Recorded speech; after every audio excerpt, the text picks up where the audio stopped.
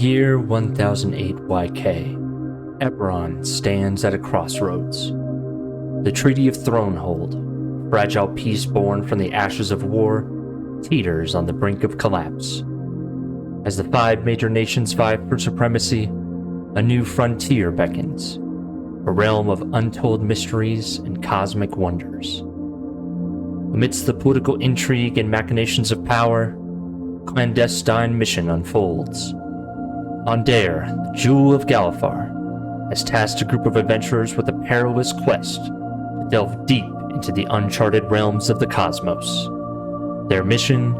To explore the 12 moons of Eberron and unlock the secrets of cyberspace, an enigmatic realm that holds the key to unimaginable power. But as they venture into the unknown, they will encounter dangers beyond reckoning. Dark forces lurk in the shadows, and the fate of the known worlds hang in the balance. Yet, amidst the chaos and uncertainty, these intrepid explorers stand as beacons of hope, for they are the chosen few, destined to chart a course through the mysteries of Eberron's cosmos. Aboard the Dragonhawk, Ondair's flagship is a branch of the Arcane Congress. It's a scientific program rather than a military operation. Ondair ships rely on a blend of concrete science and on improbable fey magic, with the flagship having actual wings of wood and gold that animate as it flies. The players serve as officers of the Dragonhawk, each filling roles on the ship, and serving as the shore party for exploration and missions. They currently sit at level 6. Bearing the mark of making, Alaric Decaneth is a gifted artificer whose endeavors and expectations focus on producing a technological edge over the other houses. He was not overjoyed to learn of his elder sister's taboo engagement to a House Tarasco noble, but promised to attend her wedding at Sienna's exuberance. Unfortunately, all of his fears and more were realized the day of the wedding in a vision of massacre.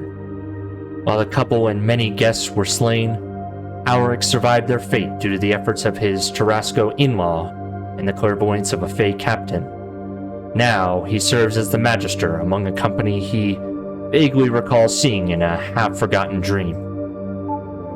Even when recovering from his loss, Alaric is a professional technician who attentively mines the ship. When he isn't channeling his focus into repairs or modifications for his armor, he dreams of a stronghold that could rise above the self-destructive interests of houses and nations to honor Sienna's ideals of union. Aaron, our Eladrin warlock of the seasons, was born in one of the Fey Spires within the Moonlit Vale, residing under the rule of the Forest Queen. Raised to be a courtier within the spire, she became an ambassador to both the other spires and further into Thelanis, even briefly visiting Eberron. During this time, she was tasked with documenting stories to expand Thelanis' influence as one of the storybook authors, a responsibility she continued for countless centuries before she was called to watch over a human child. Though she initially struggled with him, Erin quickly grew to love and care for Valerian as her own, especially as time passed differently on Eberron and his parents died, leaving her as his Fey godmother. When Valerian desired to return to Eberron, she knew she couldn't stop him. It was his destiny. Time passed again before he returned a changed man, speaking of a war he had fought in. Worried about after what he told her, Aaron traveled with him back to Eberron, only to be horrified and disgusted by how much the world had changed since she last visited, struggling to adjust to the war-torn Eberron of today. Her storybook guided her to save Alaric from certain death during a wedding gone wrong, and with Valerian's help, ensured he had sanctuary in Ondair. Unintentionally getting into trouble at first, Erin strived to make a better life for herself and Valerian, meeting Toad in the process. The three of them became friends and engaged in minor crimes, until it culminated one day in an accidental murder. Ensuring that Valerian was able to escape without consequences, Erin allowed herself and Toad to be taken in by the Ondarian government. Impressed with their respective abilities and connections, they were offered positions on the Dragonhawk Initiative. Erin, as captain, requested that she be able to fill the officer roles with those she knew, instating Valerian as her first mate and arbiter, Toad as the resident xenoarchaeologist, and others she had met in various ship positions. Rick Jarasco, born into the esteemed House Jarasco, was a peculiar member of his lineage, lacking the distinctive dragon mark that defined his family's legacy. Instead, he found his calling as a devout cleric of the Sovereign Host, demonstrating exceptional talent in channeling divine magic through his unwavering faith. His skills were dedicated to serving the Healers Guild, the revered host of Corvair, and eventually, the nation of Ondair, where his healing arts proved invaluable. Rick's acquaintance with Valerian stems from the tumultuous events surrounding the attempted union between their families. During the chaos of the failed marriage, Rick tended to Valerian's wounds, an encounter that left their relationship tinged with awkwardness and unspoken tensions. Growing disillusioned with the intricate web of house politics, Rick sought solace in the last war, enlisting in Ondair's forces with a fervent belief in the righteousness of his cause. Initially serving as a field medic, he soon found himself thrust into the front lines, where his partnership with Valerian proved instrumental in securing numerous victories. However, the brutal realities of warfare soon took their toll, culminating in a devastating attack that left Rick and Valerian as the lone survivors of their unit. The harrowing experiences of battle left Rick profoundly disillusioned, viewing the war as a senseless tragedy, despite his enduring camaraderie with his fellow soldiers. In the aftermath of the war, Rick returned to the Healers Guild and the Church, devoting himself to aiding those scarred by the conflict's aftermath. Yet, disillusionment with the institutions he once revered has left him jaded and cynical, doubting their commitment to the welfare of the common folk. At the request of Valerian, he joined the Dragonhawk crew as the resident surgeon. Toad, a warforged created during the last war, served the Siren nation until the cataclysmic morning and subsequent drafting of the Treaty of Thronehold. Left untethered, Toad wandered aimlessly, taking odd jobs, until they were hired to escort a family of Siren refugees, the Astrafels, to safety. It was their young daughter, Shael, who bestowed upon them the name Toad out of fondness, igniting within Toad a sense of purpose they had never known. Despite being a warforged who does not sleep, Toad experienced a dream of a grizzled human man coming to their aid, leaving an indelible mark on their consciousness. This dream led Toad on a quest spanning many years, seeking both understanding of their own existence and the mysterious figure from their dream. Drawn to the solace of nature and intrigued by creatures similarly misunderstood, Toad honed their ability to shapeshift into the wildlife of Eberron, creating a new circle of Druid, Circle of the Forged. In a chance encounter with Erin and Valerian, Toad's dream found unexpected clarity.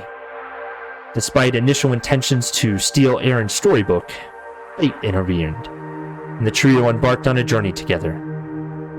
United by their shared experience of seeking identity and purpose, Toad found unexpected kindness and equality in their companions, fostering a sense of belonging and companionship that fuels their quest for self-realization in this new world. Valerian Irwinarn, born amidst the ethereal splendor of Thelanis to Lord Jaren Irwinarn and Lady Barvet Irwinarn, straddled a lineage spanning both Ondair and Karnath. Their union, a secret defiance of war-torn enmity, bore the potential to claim both thrones. Entrusted to the care of the Eladrin Erin to evade political turmoil, Valerian was shielded from the strife of Corvair's conflict-ridden lands. Raised in Thelanis, he is taught the ways of the Fae, while his parents intermittently visited, aged prematurely by the temporal divide between realms. Tragically, their promise of a return never materialized, as they fell victim to Carnathy machinations, leaving Valerian yearning for his lost heritage. Guided by Aaron and his Fae companions, Valerian navigated the verdant enclaves of Thelanis, harboring aspirations of discovering his true lineage and reclaiming his place in Corvair. His opportunity arose when an enigmatic benefactor facilitated his transition to Ondair, pledging support and connections within the Ondarian court. Despite donning the guise of Valerian Lannon, he ascended the ranks of the Ondarian army as an eldritch knight, carving a path of valor and distinction, until an encounter with necromancers and a mysterious bargain reshaped his destiny. Disgraced and disillusioned, Valerian retreated to Thelanis, seeking solace and purpose amongst the familiar embrace of the Fae. Encountering the enigmatic Warforged Toad and the steadfast Aaron, he embarked on a journey marked by petty transgressions and uneasy alliances, all while grappling with the burdens of his past. Yet, when duty called anew, Valerian answered, drawn back into the fray with a renewed sense of nobility and resolve. As he set sail on Ondair's Dragonhawk initiative, Valerian harbored hopes of redemption and a chance to forge a new legacy, though haunted still by the echoes of his troubled past and the ominous voice that forever altered his fate. We begin this journey a month into the crew's adventures, where they recently explored the chaotic, stormy moon of Zorantir, where they bartered with powerful dragons, doomed a civilization to ruin, and struck an alliance with the Gith civilization. The crew has returned to the Ring of Sybaris to complete arrangements and settle the remains of the ruined plasmoid race. They are currently journeying up the mysterious location known as Komad Miraz, a massive obelisk jutting out of a large asteroid with secrets untold. Join us on an epic voyage of discovery as we journey into the unknown depths of Eberron's cosmology. For courage is not the absence of fear, but the triumph over it. So, Moses, you want to collab on this one?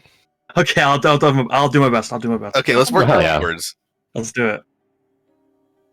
Okay, so let's work backwards. So obviously we left off in the tower, right? Right.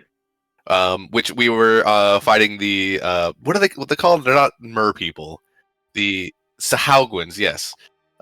We beat the water challenge level basically. We just finished up with that. Prior to that, though, we did meet up with Gareth in the pub. In the pub, yeah, our most challenging encounter yet.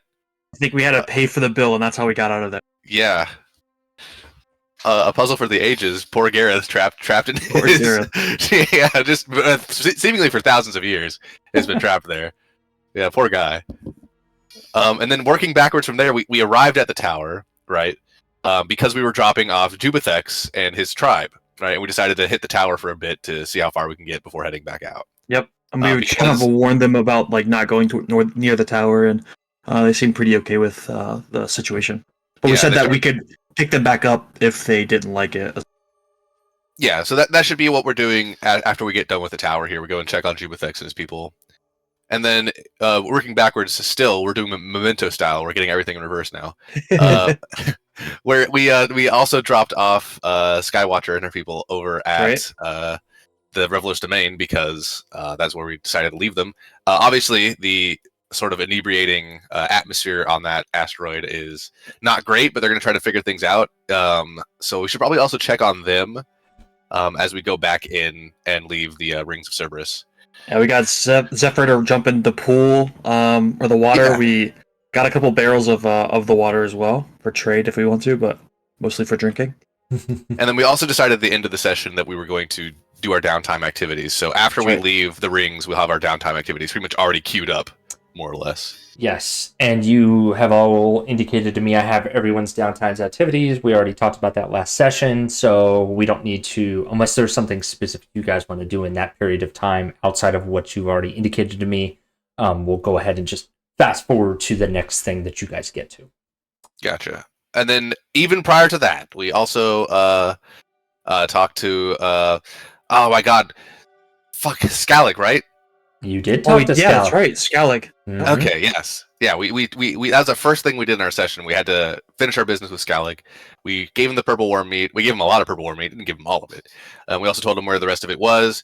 He sort of let bygones be bygones, and that particular thread was temporarily tied off. Probably gonna have to deal with that later on. But we're basically done with Zorantir, right? Yep. For now. And that was the beginning of the session. So we've mementoed our way back to the beginning now, I think. I love this. Yeah, but that's where we started as Scalig. So yeah, perfect. Thank you for the recap. Both of you take your inspiration. I appreciate the collaboration. All right. So currently, your party is in the Tower of Komad Miraz, this strange obelisk that seems to have influence over the inhabitants. Last we left off, you finished the fight, and by my recollection, you are still currently standing in the aquarium level of Komad Miraz. I believe you guys indicated you wanted to take a short rest, but maybe my memory is lapsing on that. But regardless, you are here, and Erin will indicate that she needs to head back to the ship to handle some matters of high interest to the crew and the rest of your people. So she is going to head back to the ship. However, the four of you were also there. What would you like to do? It's up to y'all. Do you want to go do one more level, or do you want to head back? If I think that's a good warm up. if Aaron is gone, it might be a little harder, but yeah, if you guys are feeling up to it, I absolutely am. Let's just maybe catch our breath quickly, and then we. Yeah, you're pretty much the only one that needs to do that, so you can if you'd like. There was a lot of sharks that ripped me up. Yeah. Yes, that was a good fight holding off all the sharks, and you guys planned that incredibly well by not swimming in the water. So, well done. Okay, well, it's perfectly reasonable for you guys to take a short rest. 10 minutes, just like normal. Okay. For the purposes of this session, unless Minnie pops in, Erin is going to be on the boat.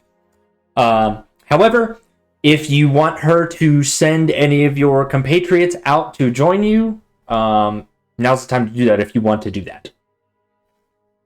You guys think we need somebody else? Do you guys really want to run like a 4-person encounter and see how we do? Yeah, I'm curious. Let's do it. Okay. Allie, you good with that? Yeah, I'm good with that. Okay. All right, I pulled up the aquarium scene. Is that loading at a reasonable speed for you guys still while we're recording? Yeah. Okay. All right, so why don't you guys go ahead and position yourselves in the marching order that you would like to be in as you head up the stairs to the next level. Wait a second, I see 2 toads. I see Kratos. Yeah. There we go.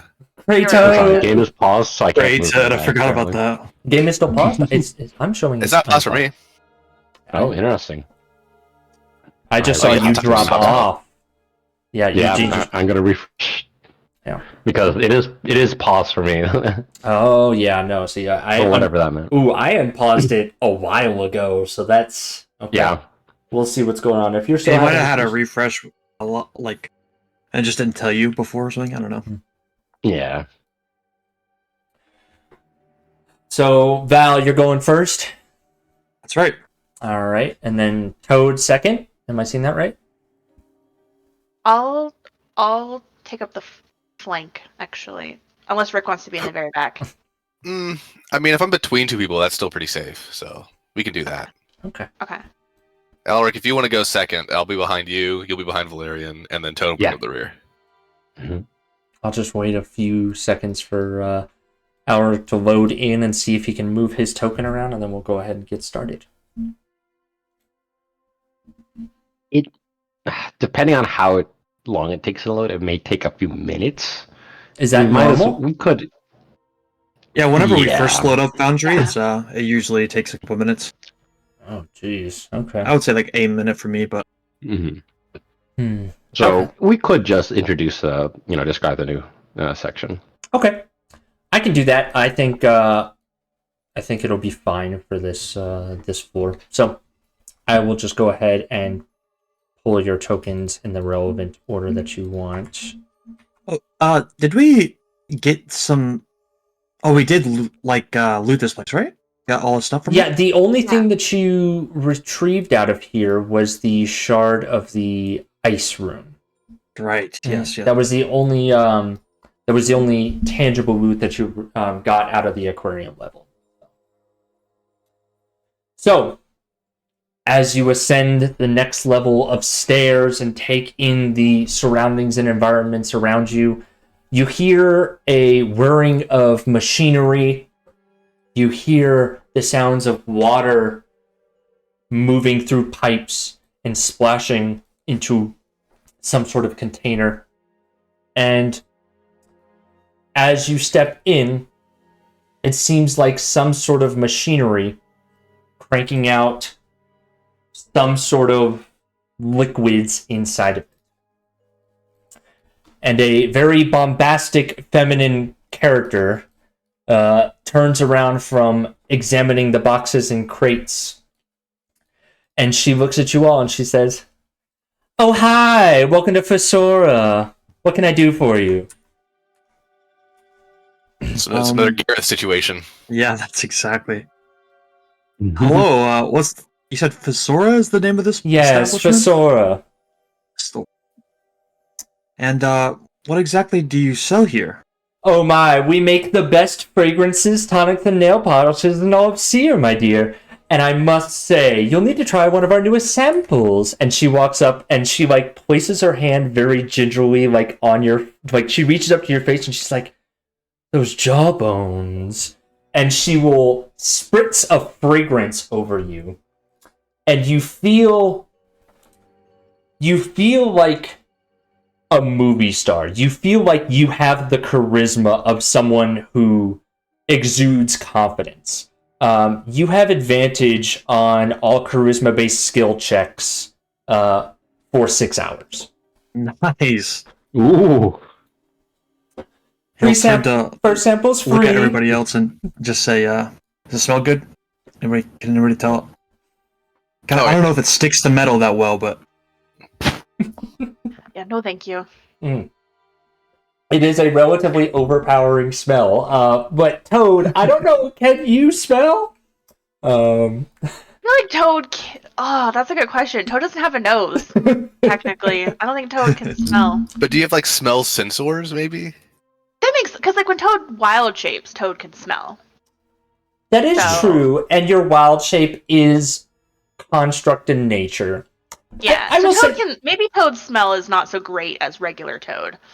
yeah, But as other Toad. It might not be the same mechanism as a nose, but there might be intake vents that parallel olfactory senses, right? Intake and exhaust, yeah, I like that idea. Amazing. It's like an insect. yeah. It just seeps in through the skin. Yeah. Anyways, dearies, here's the catalog. If you're interested in anything, please just let me know. Or if you're just browsing, feel free to look around. Is the catalog, is that real? Is there items on it? Yes, there is a catalog with real items. If you go to my item charts, I'll drop the Google Docs in Gen Chat just so you can get to it quickly. If you tab over to Homebrew Items, at the very bottom of Homebrew Items, you'll see Magical Cosmetics. Magical Cosmetics, all the ones that are on here are currently in her catalog, and I have priced them out. Oh. But yeah, so the woman who introduces herself as Divine just generally starts speaking about some of the different fragrances and some of the different effects and makes recommendations that are just solely based on the appearance of your group and not grounded in anything particular. But she's giving her sales pitch, if you will. And looks to, she goes up to Toad and says, "Oh, dearie, that bald head is awful. We could use some of this tonic and we can get you even more of that growth." right on the top there. I know you've been pretty proud of the back there, but you could use a little bit on top. No shame, no shame. Will it grow hair or flowers? I don't know that I feel comfortable with hair. No, thank you. Okay, no worries, no worries. Alaric would smile and be like, I would be very interested to see what would happen. But that's a different experiment. You mentioned, these pipes, these valves, the sound of, perhaps hydraulics even. Mm-hmm. Can Alaric, distinguish, like, is this like a perfumer's, like, are these, the true tools of like a perfumer's factory? Is this like producing in volume, or is this like or is this a smaller scope, like a boutique? Okay, yeah, go ahead and roll me. Let's do you can either give me an Arcana, a History, or a Investigation check. Okay, yeah, I'll give investigation. 17. Okay. Are you still having issues? I didn't see that roll pop up. I have it just loaded in, and I am in the aquarium currently, but I'm no longer paused, so that's a good. We'll get there. Yeah. So if you could pull me into the aquarium. You are pulled into assembly line, so I think it's just a matter of loading. But we'll give it a few more. But if this hasn't resolved itself by the time you guys finish this floor, I'll turn off OBS. No worries. You said 17? Yes. Mm-hmm. By your understanding, it seems like a pretty industrial. It's a pretty large setup, and it's a conveyor belt that seems to be chunking out these items at a pretty quick rate, like basically like one every second or two. However, you get the sense that this is probably the foundational pieces that are coming out of the assembly line, and there's likely additional effects that are being added later. It seems like this is a baseline that is being built off of. So like fragrances, tonics, and like liquid materials are coming out of this. But as you see, like there's lots of crates and boxes kind of scattered around the floor. They appear different in appearance. They appear different in appearance. They look differently than what initially comes off the assembly line. So it looks like a pretty robust system, somewhere in between a boutique and very much industrial style. But like the other floors, you can tell the technology is a bit older. This technology looks newer than the things that you saw down in the brewery. It looks to be... Right now, you guys are in early 1000 YK Eberron. It looks to be maybe 70, 80-year-old technology. Still working. Maybe some older machinery would... Some of these things could still be working in today's Eberron, but, this is... It's still old. Fantastic. And with this understanding, I'm just like, he offers his, compliments to the, the efficiency of the shop, and it's like, it's like it seems that you are geared to have any number of customers. Do you have any orders to be delivered, perhaps to other floors of this store? Would you happen to have a customer by the name of Gareth? Ooh, good question. The woman kind of puts a finger to her chin, but doesn't touch it because you see a layer of caked on makeup on her face. She says, no, I can't say I know anyone by that name. Sorry. Perhaps there are, other customers, perhaps any names any infamous names you could drop. that might lead us to, try some of these tantalizing fragrances. Well, I'd have to think about it. Who is worth giving away name drops of who's been in my store recently? Giselle was here just last week, and she is a doll, and she loves our love fragrance. She can't get enough of the stuff. She buys 3 bottles a month. And I'm reading up on this love fragrance for Giselle. Let's see. Attracted to your presence while this perfume is applied, any creatures adjacent to you that can smell must on a DC 13 saving throw. On a failed save, they must make a DC 13 charisma saving throw. On a failed save, the creature is under the charmed condition and cannot attack you. And then they can make a charisma saving throw at the end of their turn to remove it. Okay, gotcha. All right, you know what I'm thinking? I want to buy some of this courage fragrance, and I want to give it to Gareth. Ooh. Okay. Maybe that way he'll be able to go up and down the tower. So the courage fragrance is 300 gold. Yeah, that's the problem though. These shits are expensive. They are. We have money. We have money. Got money. You do have money. Fesora is not cheap, y'all. It racks up quick.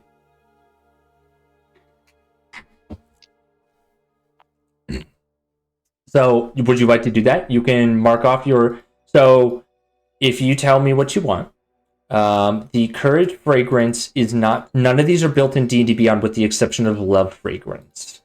So, if you want one of these, you can just make a note and copy and paste the information for now into your sheet. And then I will... Whatever ones you buy, I'll make in D&D Beyond. Gotcha. How do y'all feel about that? You wanna go? Anyone wanna go halfsies on this courage potion with me? Yeah. That was fun. Okay. All right. Divine, darling, baby, I'd like to buy the courage fragrance. Wonderful. She puts her hands together and runs down and grabs out of the crate behind and kind of like holds it out very like Vanna White with the hand model thing and she says that'll be 300 doll. All right, I hand her the money. Wonderful. Thank you for shopping at Fesora. Anyone else need anything? I do have a question. Yes. Where did you say we were at? What city? We're in the Comas Market, my dear. Oh, okay, hold on. Wait a second. Divine, do you know the name of this tower? Tower? What? Never mind. I got excited for a second. I'm sorry. Yeah, I thought that was the case. We're adventurers. It's been a while since we've been inside civilization. So excuse our weird questions. She looks you up and down and she says, "You sure you don't need the love fragrance too, my dear? It does. You're sopping wet, my dear. You sure you don't need new clothes? Just a couple stalls down, they do have the garment section. May do you some good." Yeah, we'll check that out for sure. Okay. Anybody else need anything? No. Do you mind showing me the front door?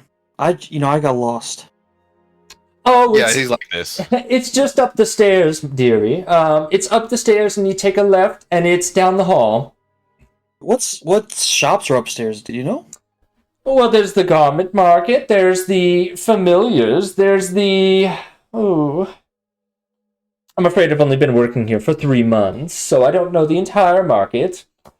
There is a quaint little ice cream station down the hall. And then eventually, if you walk right upstairs and you turn to the right, there's the makeup section of the Fesora. They're having a sale on blushes and brushes. Besides that, that's about only the places I've been to. I'm sorry, I can't say more. Well, folks, unless we have any further fragrances we'd like to buy, we should probably head to that garment section. Wink, wink. Yeah. I wish I could help bolster this community. Really just help these people. But I don't think there's a way. Yeah, they seem... I don't know if they've deluded themselves or if they're under the effects of some kind of spell, but it doesn't look like they really want to acknowledge the reality of the situation. Just think they can't acknowledge the reality of the situation. That's what really troubles me. But I don't see a solution for it either. Not right they seem now. safe, at least. Mhm. They do seem safe. I mean, if I was to, make just to hypothesize, let's say that everything in this tower was collected meaningfully, purposefully, and even Divine and Gareth represent, some part of the collection to whoever owns this tower. Someone who clearly has an affinity for fragrances and for brewed drinks. If we would like to expand them, perhaps, we would try to find a way to free them from the tower, which might involve climbing the rest of the floors. Yeah. Or, we set up some mechanism for each of the floors to interact, though I would be very curious to see how that would interact with all the barriers. Very specific barriers mentally established for this place. For instance, Divine seemed to have a recollection of another customer, Jasmine. Perhaps Jasmine is somewhere else on this floor. Perhaps they're the one we're looking for. Okay. Yeah, I think you're right. I think we just need more information. I think the way that we get that is just by continuing up. And I'm gonna try to see if is a floor blocked? Is there like that invisible barrier? No. She is giving you directions up, and you recognize, you reach out to where that usual barrier of the floor's domain would be stopping you, and you don't sense anything. Okay. We've solved the Divine puzzle. Okay, what's the marching order? You guys going out? I would Yeah, like to proceed if everyone else would. Yeah. Let's go. Yeah. Keep in mind, unless you guys do something to the tower or affect it in a way, you can come back to, like, if any of these floors are selling something, you can come back. So, just for your SA. Eugene, how are we doing on Foundry? Do I need to cut OBS? I'm logged in, and I think everything's working correctly. Let me just make a roll. Oh, hold on. Let me... You gotta turn on the thing. set up D&D Beyond again. Are you seeing the floor? I see the roll. Yes. So I am seeing the aquarium. Still? I don't see the other place. So if we go to another scene, perhaps I'll be pulled in there as well. Okay, let's see if you get pulled. Let me load you guys in first. Move you all. Okay. As you walk up the next set of stairs, weapons at the ready for whatever challenges may face you.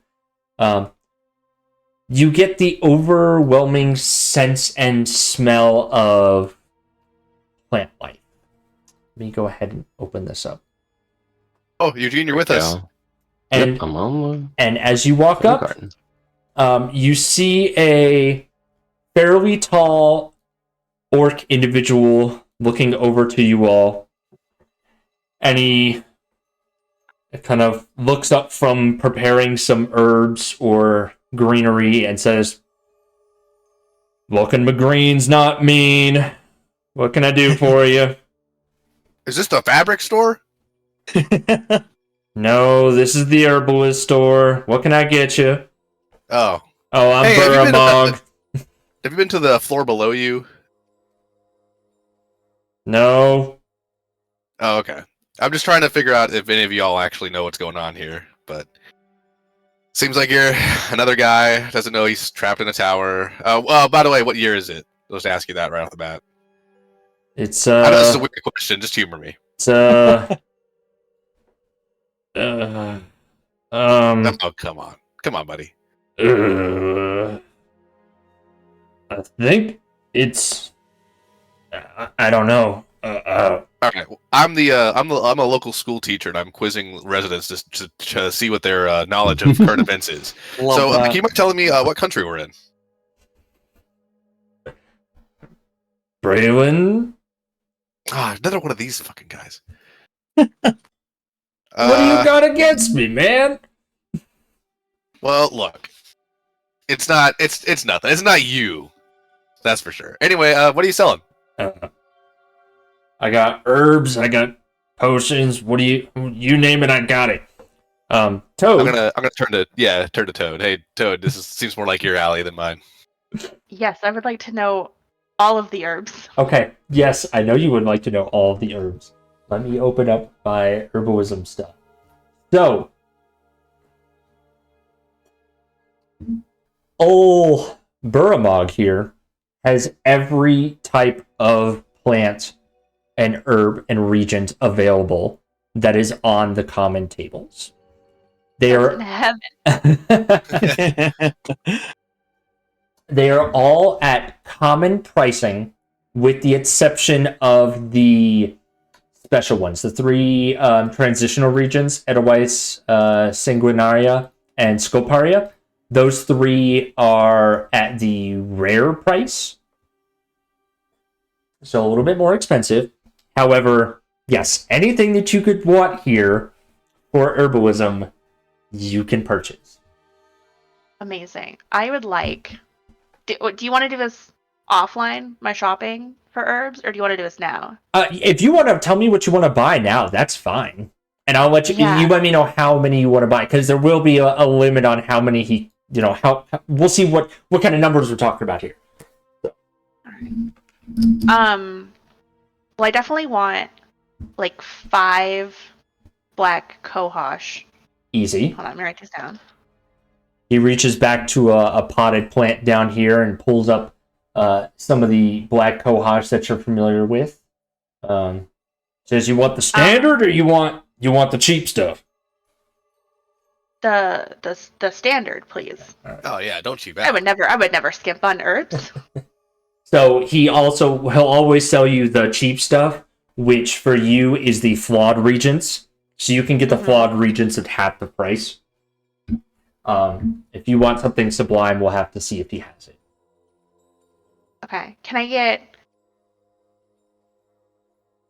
2 Sanguinaria? Is that right? Mm-hmm. Yeah, sure. Let me The see good over stuff? here. And he goes over to the... You want the good stuff? All right, that's going to cost you extra. Let me see. You said you want 2? You know what? Let's go 3. Ooh, big spender. Let me see what I got. Yeah, I got enough for 3. And he pulls out the regent and prepares it and places it on the counter. What else can I get for you? And then I think the last thing I want is 5 Witherwood sap. 5 with a wood sap.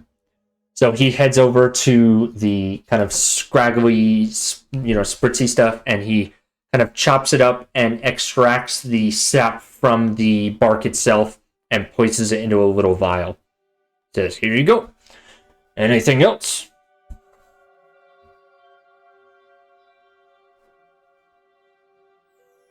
Do you have empty vials that I could buy just to have a couple? Yeah, sure do. How many do you need? Maybe a dozen. I got a few laying around I can give to you. 2 gold for the box. How many come in a box? 12. Oh, perfect. I'll take that. Thank you. Yeah, no problem. What else can I do for you? Toad just kind of like scoops it all up and and turns back to the party with no expression, of course, but Toad inside is smiling deeply. Are you I like- Are there like excited ticks? The mustache ticky pops out, taps. yeah. Mustache. Yes. Wiggles back and forth. Yes. We have to find some character art with a Warforged with a mustache. We have to. I agree. On the map, it seems like there are these prismatic like sheens of light. Is there a source for that Yeah. Alric could track? What's your passive perception? Oh, it's low. Or you can just make me a perception roll. Because you're Yep, actively looking. fantastic. Gotcha. Let's see, perception. And could I make this with Belle's perception? Yeah, I'll allow it. Could we have? I'll allow it. Okay, gotcha. Belle's Yeah, this is like a scanner. setup. Because you're directing it to her. Mm-hmm. Alright.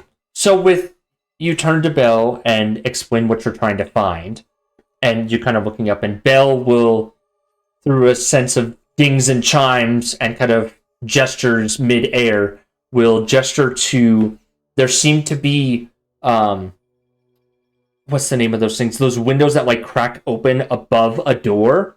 Was it transcom? Something like that? There seems to be transcoms on the top of the roof that are that are on the top of the ceiling that are closed, but seem to be pushing in sunlight, and the reflection from the windows off of some of the materials in the room are giving this, luminous effect on the room. Oh wow! There's a Alaric's like eyebrows raises. It's like, is this actually? This couldn't be an actual connection with some space outside of the tower. Yeah. That's very interesting. Could we perhaps leave this place into his time? All right, who Very wants to put me on their strange shoulders concept. so I can fit through it or whatever? Me. How- Toad immediately. Me. Like, how high up is it? We don't need to do this. Yeah, how We can tall find is some more it? dignified way to do it. Burmog will reach a hand out and be like, "Excuse me, wait, you don't want to go out those windows. It's a long fall down the towers. Have you never fallen in Sharn? You don't have a feather fall token. I don't see nothing. You better get away from there." Oh, we have the featherfall token. It's just stuffed in my armor. Can't really see it. I'm sorry. Well, I'm gonna have to ask you to get away from the window. It's a safety hazard, and there's a reason they're up on the ceiling, sir. I'm gonna have to ask you to step away from there. How tall is the ceiling? So the ceiling is about 20 feet tall. So it's like a tall, vaulted ceiling kind of thing. Mm-hmm. We'd I'll just- just stack two people up on.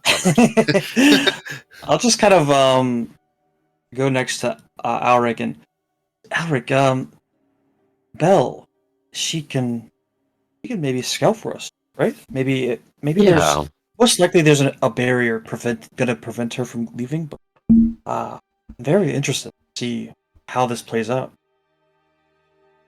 Very good point. He looks at the shopkeeper, sir. It's like, that's a very prudent policy you have. We assume, obviously, any liability from damages we might encounter from our own folly, but the device I have here, my companion Belle, maintains its own mode for propulsion. And we'd consider it a favor if you'd allow us to inspect some of the mechanisms here. I'm not sure how long it's been since you've had someone, look through these, the stability of these. What are they? Transcoms? Transcoms? I think that's the word. Yeah. Gotcha.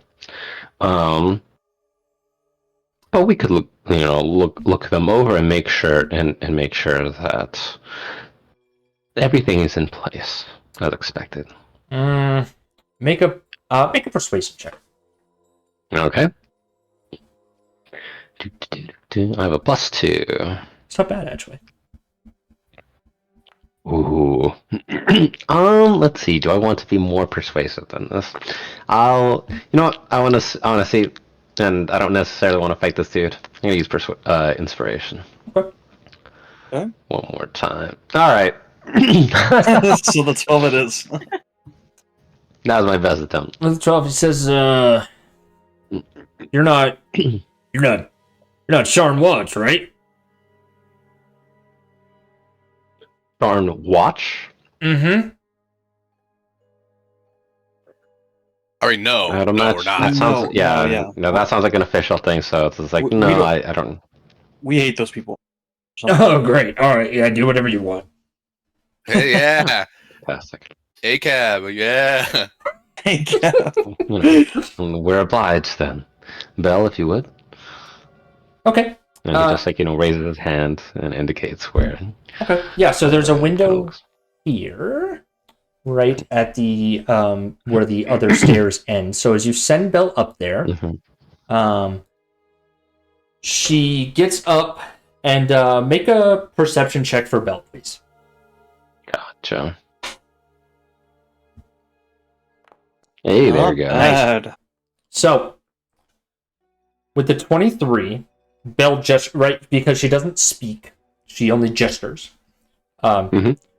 She kind of like taps at the window, and one of her appendages tries to maybe like open the mechanism for the transcom. And you see that Mhm. the transcom does not open, doesn't seem to move, seems locked or welded shut.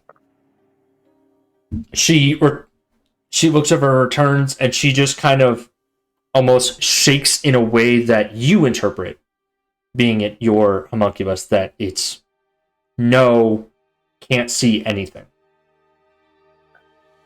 Gotcha. Oh, damn it. Interesting. And she returns to your side. Well, beyond the view being obscured, it looks like everything is in place. Looks like. Yeah. Well, thank you for indulging us. Yeah, no problem. Can I get you anything else? Bromog, you said you have health potions, is that right? Yeah, I got some minor ones here. I got regular, and I got medium, and I got. Oh, I think I got a couple graders here. Yeah, what are you looking for? Let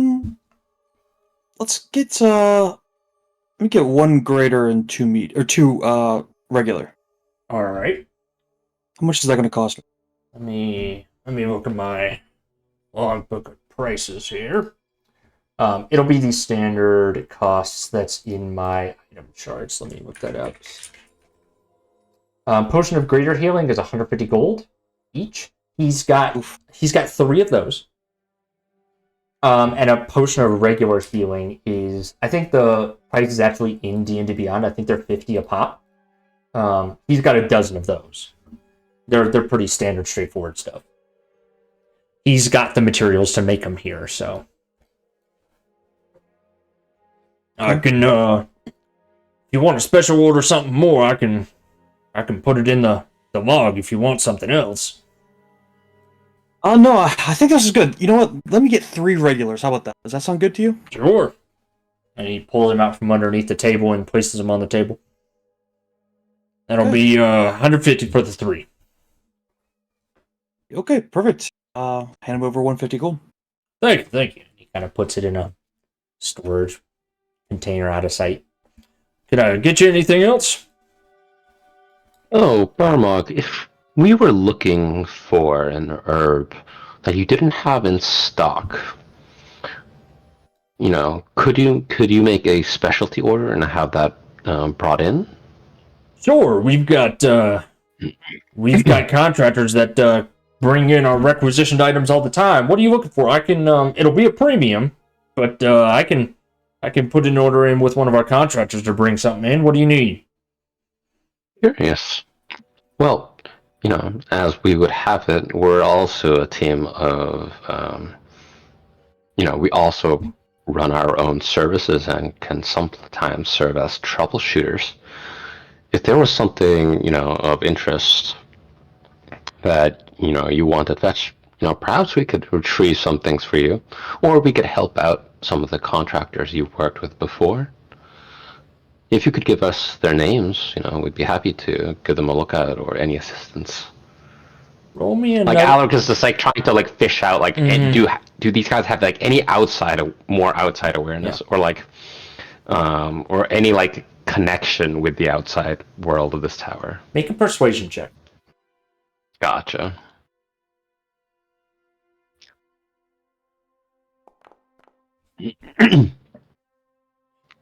You're not with the watch. What? Y'all new around here? We're wandering adventurers. Well, I'd stick to that. My suppliers are pretty exclusive and get a little upset about others stepping into their territory, if you will. I wouldn't go messing with the boar Mars if I were you. Yes, the thing that we all know for sure. Yes. Can I actually check if I do know that? Would Rick know that name? So you can make me a history check. Yeah, I was about to say. Let's see if I can roll that. I don't have great history. That's okay. Yeah. So it's not that hard. So the Bormars are more commonly referred to as the Bormar clan. And Rick, you would probably understand this, being a House Durasco halfling. The Bormar clan is the family of halflings that is the most notorious and most well entrenched halfling organized crime society that operates primarily out of Sharn.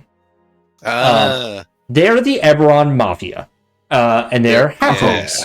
And your family, the House Durasco family, has deep ties to the Boromar clan. Ties as in they're opposed, or they have like Some of your family members, some family, like some of your extended family, is a part of the Boromar clan.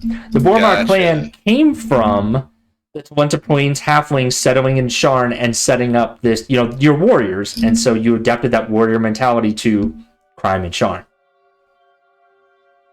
Gotcha. And so they're clan, but they're bad clan.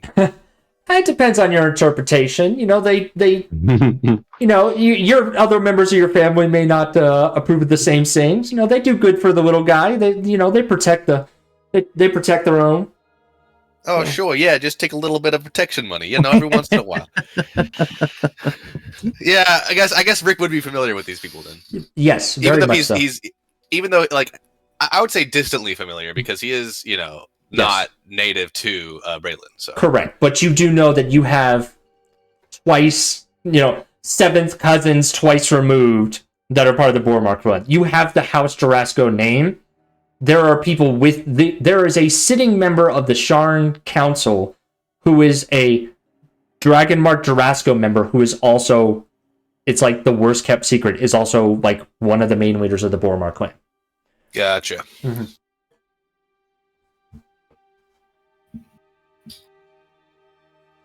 I mean, I'll quietly relay this information to the rest of the party. But I'm not sure what you guys want to do with that.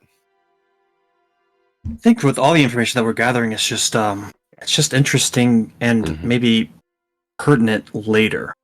If we can try to piece things together, ultimately I want to get these people back to where they came from. I mean, my question is he actively receiving resupplies to this day, or was that correct at that moment in history? Right. Yeah. What's going on here? Because how would he be receiving things? I even wonder, like, if no one, it's almost like if a tree falls in the woods, does anybody hear it situation. If no one's on this floor, does business go on as usual? Does he get to go home? Or is he just stuck here? As in, like, does this teleport back to his original plane and time, right? Are we holding him in this tower, like, by being here? Is that what you're... Oh, yeah, actually, whenever you put it like that, yeah, that's actually very bad. So hold on. I would like to propose an experiment. Let's go down one floor and then come back up and see if anything is restocked, like immediately. Oh, that's actually a great idea. Chris, can we do that? Also, Oh yeah, go ahead. Alec wanted to ask Toad is like she could detect anything about like the lineage of these herbs, like from like modern day bananas don't look like what they used to be after Oh yeah. Like are these older extensive strains?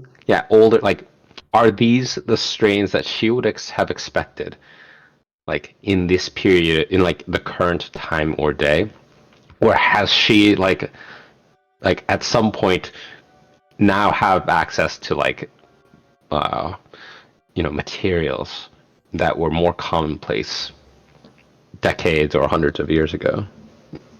Yeah, that's a good question. And I think adding on to that, is there anything, and I can make a roll for it, but is there anything also that Toad has never seen before or heard of before that maybe just feels like it's not, like it's died out?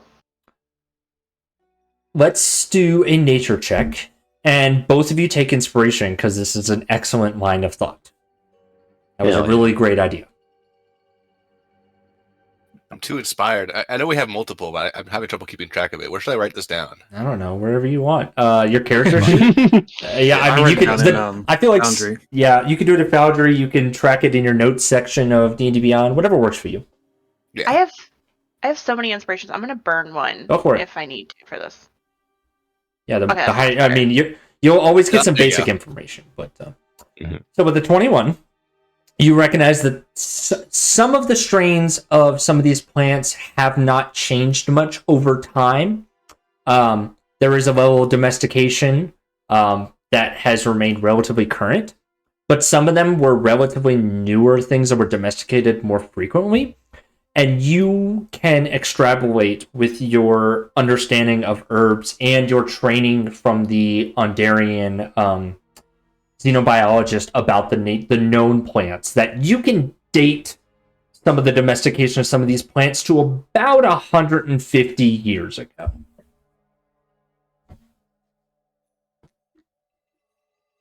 Okay.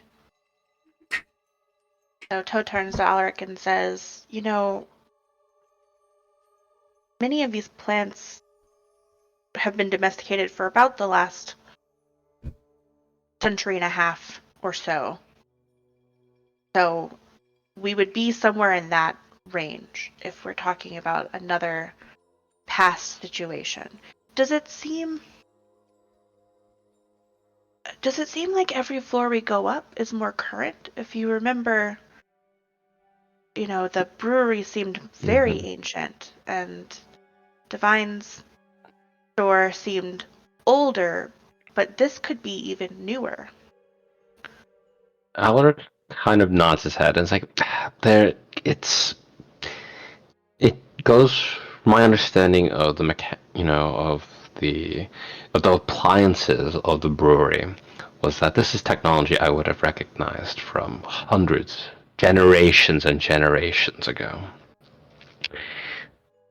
The the mechanics of the perfumer's shop, of Divine's shop, seems to be within decades. If I remember, like like above the table, it's like 70 years. It's like 80 something years. Yeah. I do have the same thought as you that perhaps each floor above seems to have some connection. There seemed to be some pattern of increased awareness and recent interaction with the outside world. But the ballpark of what's available downstairs, technology-wise, seems to be slightly more recent than the plants you've mentioned. Though I'm not an expert in plant genealogy and ancestry. Perhaps those cuttings were preserved and were not modified for or intentionally modified for decades.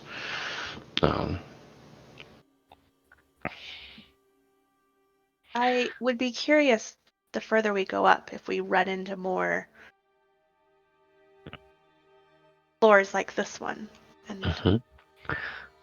what if I would be interested to see if leaving this floor has any effect on the plants as well. Yeah, exactly. I think the experiment of traversing the floors and relating them to time is also very interesting to me. I'd love, so let's try to make, let's try to track as many details as we can. I'd love to see if, Burmog, develops changing facial hair, or goes gray, or maybe even grows younger. Yeah, Toad, maybe know, you can even you know, make a put some flowers here. Can't you do that? I can't. And then we can try to gauge how long it's been here when we come back. Toad's gonna pull out their much nicer Sappho flowers now. And bloom just a daisy. And see if I can place it in a corner somewhere. Okay. Just discreetly, yeah. Yeah. Okay. Make a sleight of hand check. Can I help her by distracting Burmog? Yeah, And I'll just, allow that to help. But Yeah. Probably don't need it, actually. you probably don't need it. Mm. Yeah, Burmog is, tending to his plants, making sure no one else needs anything. You're able to easily slip it behind the water well over here in the corner without the shopkeep noticing. Okay, so do we want to just pop downstairs to Divine and then pop right back up and see what happens? I think so. No Yeah. harm in that. Alrighty. I don't know if you want to actually transition us back to Divine or not, Chris, but that's our plan. Yeah, I'm not going to pull you down. As you walk back down, you see a smiling divine that says, "Hi, welcome to Fesora. What can I do for you?" Oh wait, hold on. Hey, Divine. We were just here, right? Don't you remember us? I'm sorry, no, we haven't met. Shit. Oh, no. All right, I'll go back up. Have a good day. Welcome to Green is Mean. My name is Burmog. What can I do for you? Toad, check out that thing.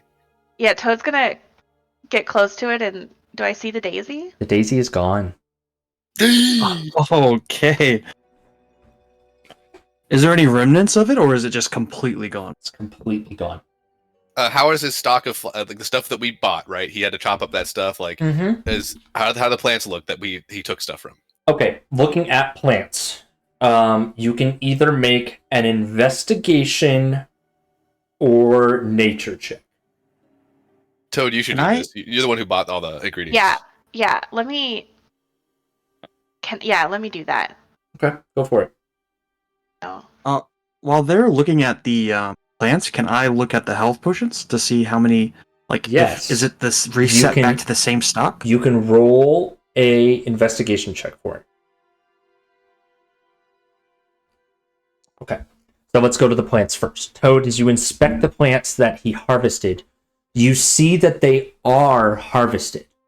They have been harvested, however, like they appear to be harvested. That's all you can get with what your understanding of these plants. Valerian with a 17, you see behind the table, where he was, underneath the desk where he had the health potions, you see a very small speck of something. It's almost like dust. Oh. Does it look like the dust that was just dust in the chair? Yeah, I'll point it out to everybody and just say, I think it might be the same. Curiouser and curiouser. Should we try to take it with us? Maybe go to a vial and put it in there? Yes. That's a good idea. Toad's gonna uncork a vial and try to scoop it in. Well, remind me that this is underneath the desk he's sitting at. This is underneath the table where he kept some of his health potions. So That'd be a little awkward. Yeah, I'm gonna try to distract Burmog. I'm gonna go to Burmog. Hey, shopkeep. I'm actually interested in this plant over here. Can you tell me more about that? Yeah, I'm not going to walk over to the plant. Yeah, you're not going to need to make a roll for that. That's pretty straightforward as he begins to explain the intricacies of this plant that you know nothing about. And then Toad, you can do the thing though. So Toad, you attempt to take a sample of the dust, and you try to put it into the vial, and it just dissipates as soon as it moves from the spot that it was at. It disappeared. Just like that happened last time, didn't it? It did. Maybe the spot is what's key and not the dust itself.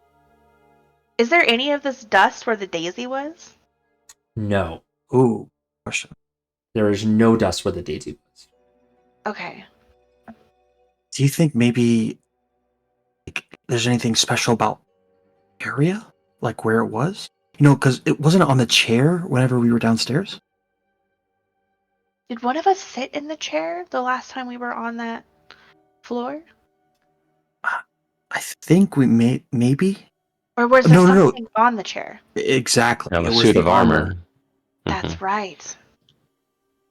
And I just like, I don't know really how. I'm just gonna kind of run my hands through and touch where the dust was to see if there's anything that's special about it, or if there's any mechanisms as well. You can make an investigation check.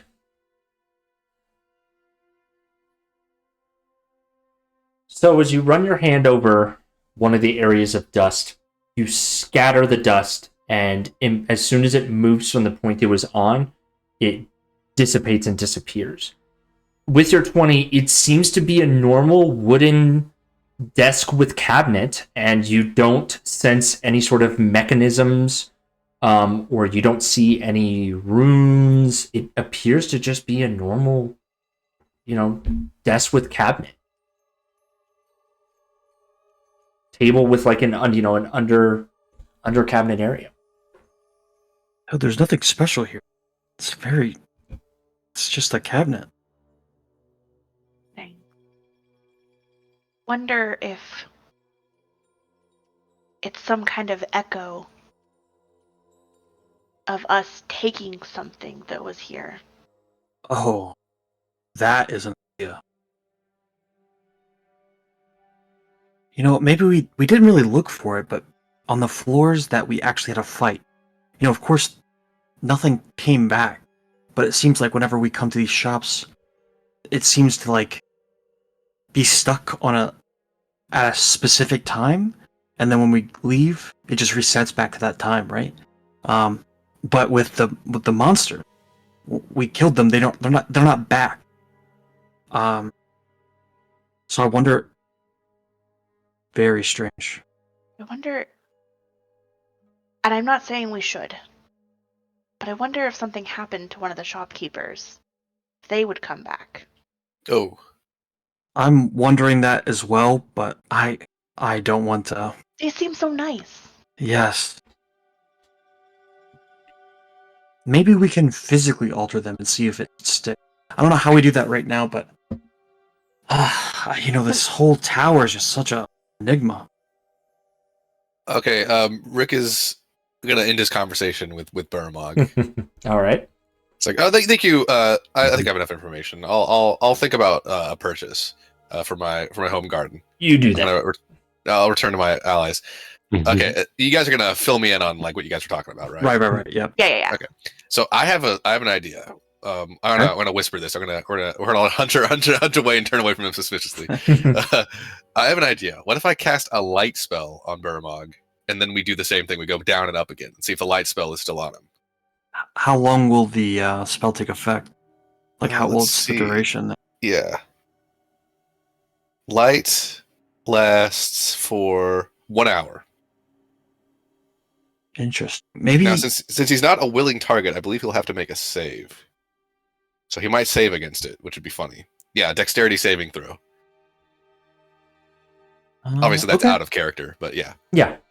You understand mechanically. That's not metagaming. Yeah, I'm fine. He might dodge out of the way of it, but we can at least try. I don't know if we're Okay. gonna do that yet, but by the way, I think that's. I think if we tried something physical, right? I mean, Toad, your staff of flowers is magical, but and you know, but the flower isn't itself, right? No, just a regular daisy. Okay, so yeah, maybe the magic sticks. It's very strange. It's just I'm trying to wrap my head around.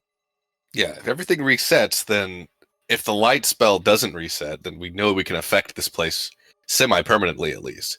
If it Right. does reset, then we're kind of back to square one, but at least we'll have figured it out. That's right. Yeah, so let's maybe you don't even have to do it to him. Well, maybe you do it to him since it. Yeah, we were affects- curious about him specifically, right? Right. Yes. Good point. Yeah. Try it. Okay, how about we all gather around the stairs so that if I miss, we can just run down really quick. Without What if you just do it to his like? What if you just put it on his back? You know, and light up his back? Is that a Yeah, thing the light spell can do? You can light objects. Apron. But if I'm lighting up an object, it'd be like his back would be his whole body, right? Because I don't Yeah, think the back is one. separate Unless he has an object. object on his back. Like a kick me sign, perhaps. Yeah, unless there's an object that you light up that is on his back. But you've seen him walk around. He doesn't seem to have anything on his back. Like, he doesn't have any tools, like, in a belt behind him or anything. Yeah, so if he forgets about us every single time we go up and down, there's not really much harm in shooting a True. light spell at him and then running downstairs if it misses. I mean, We're Okay. going to run downstairs either way, so. right, and it'll be a good chance for us to see if he's still mad at us. Like if the emotion is strong enough, if he remembers us. Yeah, that's a good point. Okay, let's do it. All right, let's gather by the stairway real quick. Got it. I'm gonna stand in the front because I need That's to be fine. able to. Yeah, And you all get behind me, yeah, yeah, I understand what's going on here. like Scooby Doo style. We're like peeking around the corner. We're all preparing to run away as soon as Yeah, initiative. exactly. Thank you, sir. We'll be heading out now. We all pretend to leave, and I'm gonna as I round the corner for the stairway, I'll shoot a light spell at him, which will require a dexterity saving throw if he wants to avoid it. Yeah. So he's like, what the hell? Tries to dodge out of the way, and like you catch him with light like on his apron. He's like, the hell's going on? Get out! And we do. We leave. Scooby-Doo style. Yep. You guys step And downstairs. we just we say hi to the vine again. Hi, welcome to Pasora. What can I get for you? Looking great, Divine, and then we head back up. All right.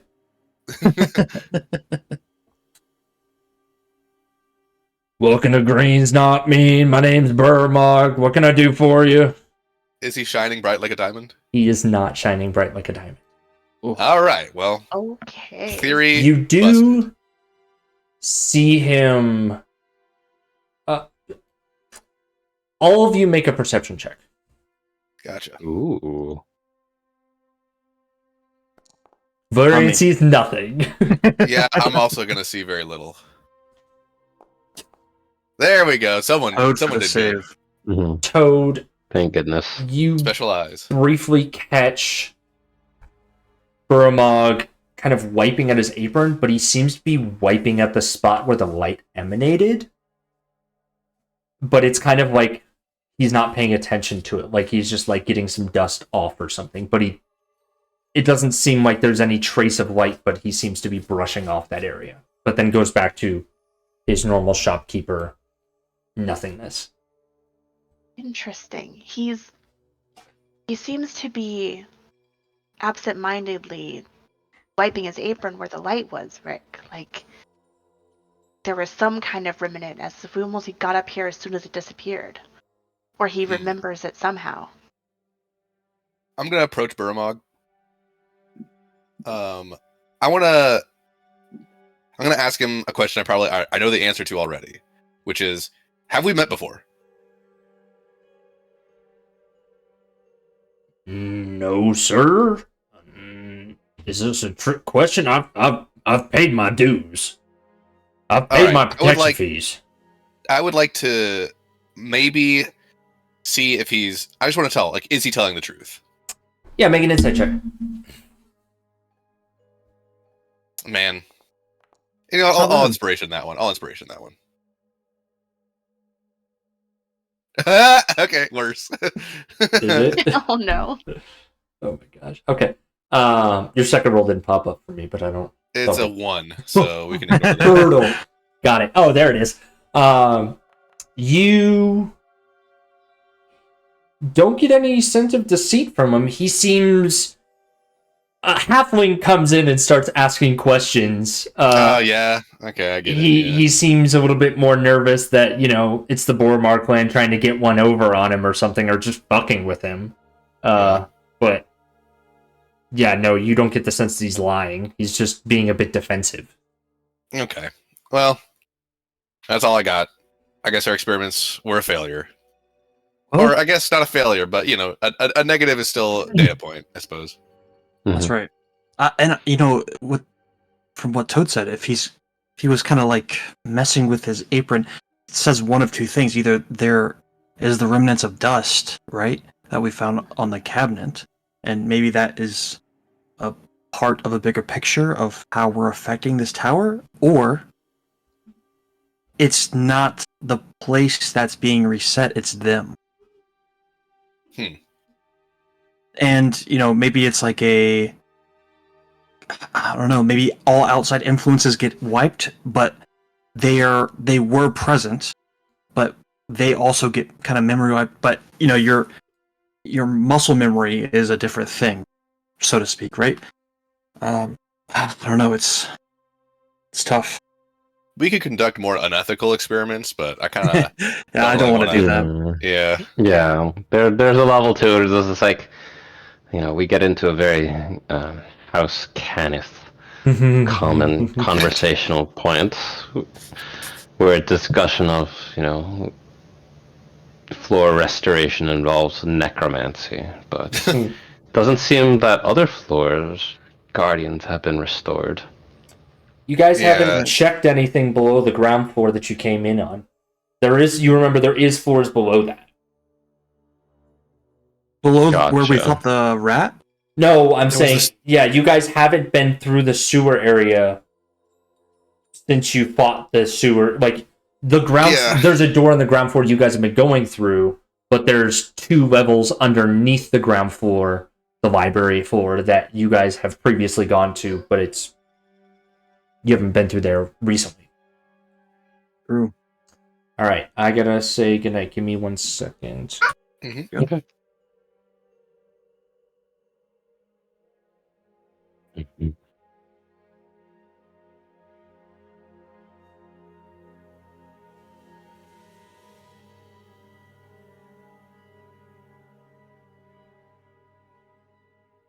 I love it. He peeks the mic every time. Yeah. Yeah, I know. Destroys that shit. Good night. Good night.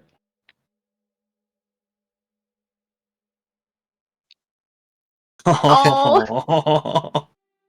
What a little cutie. Good night. Oh my god, what a little cutie pie.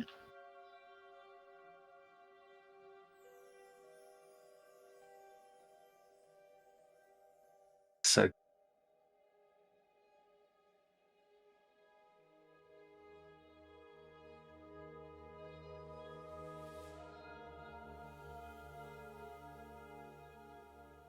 All right, we're back.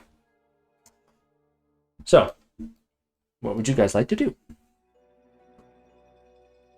I mean, I think we keep going up. Yeah. Maybe we can find some more, but just randomly somehow, I remember that we didn't go downstairs in quite a while, so maybe we could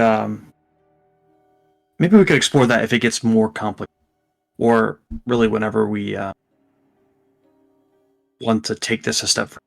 Yeah. We're on floor number 9. It feels like a nice round number would be floor 10. So I do kind of want to get up there. That's true, yeah. And then we 'Cause- can go back down and see what's going on. Right, because the floor below the first floor was the rat, so yeah, so we're on floor. And you know this, to your best guesstimate, this thing is about 35, 40 stories tall. I think, again, my whole, and I'll just tell you guys, my whole concern is, I'm not even concerned. It's just, wanting to stop, but I just keep going back to that dream you had, Toad. It basically sounded like the entity just wants to collect things, and not collect things, but they're collecting people. And it is worse than death, eternal servitude, almost. And it's horrible. I've been thinking about that. I don't know if person or thing that I've seen is the entity in charge of the tower. It seems to want to escape. Seems to be aware. Oh. It looked at our ship as if it was on top of the tower. But I don't know what holds it here. I worry that I don't know why I have a connection to it. But I don't know that it's, if it is the tower's master, it is stuck here just as much as they are. If it isn't the tower's master, and it's just the tower itself, that's an entirely, how do we defeat a tower, right? Yeah, that's very interesting. Hopefully the floors above will give us some answers. Chris, does the dust remind me at all of the way the entity looked in my dream? I'm not going to make you roll, because this is intuitive. Nothing in your visions has given you any evidence of... You've never seen this dust through these visions' eyes. Okay. And you distinctly remember that this entity, whatever it is, was complaining initially about being in humanoid form. Oh.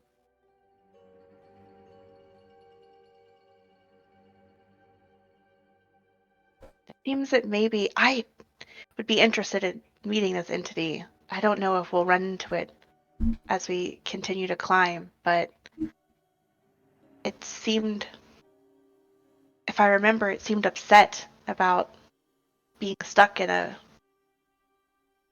humanoid form. I wish I knew more. Yeah, it seems like this place is a prison for a lot of things. Perhaps tonight I'll meditate to see if I can't concentrate. Okay. And do you think that if we find this thing, do you think you would recognize it? I believe so. Okay. Unless the form is different. Yeah, it does seem to sound like or indicate that it can change in a humanoid form. Let's hope it is. You guys going up? Before Think we so? go, I think so. Mhm. Yeah. Everyone in agreement? Mm-hmm. Yep. Let's do it. Before we go, I want to Alright. do that thing that where like I point at my eyes, and I point at Burmog's eyes, and I'm gonna go, "We're watching you." I'm gonna do that, and then we're gonna head upstairs. Okay. Let's do a tech check. Eugene, how are you doing? A tech check? A tech check. Yeah. How's your foundry working? Oh, sorry. I thought you were asking about like. Oh no, How they're no, doing, like, sorry, an investigation. sorry, no. I'm doing one. Eugene, let's do a tech Mhm. check. How's your foundry? Is everyone's Yeah. foundry working okay right now? Yeah, perfect. I'm good. It's Yeah. working great. Hmm. Okay, great. If that changes, I'm happy to end. So, it was one of like 3 things that happens with every recorded session: is tech issues, somebody does something wrong, there's something. There's always something. Okay. As you step up to the next level, let's get a marching order. I don't know if we want to maybe do it like out here instead. Yeah, you guys can just do it up these stairs. Toad, if you want to bring up, can you stand there in that square, Toad, or no? All right, we're gonna do it like this. Here, yeah. Okay, cool. That's fine. All right. Oh, we both moved Bell at the same time. This is awkward. Ooh. Alright. Alright, let me pull your characters over. As you all step up to the next level, you see a strange yellowish light. And kind of sparkling the ceilings as you're stepping up and past the sort of push of the domain wall shutting off behind you. And you find yourself in a relatively empty room, except there's a large stone cutout directly in the middle.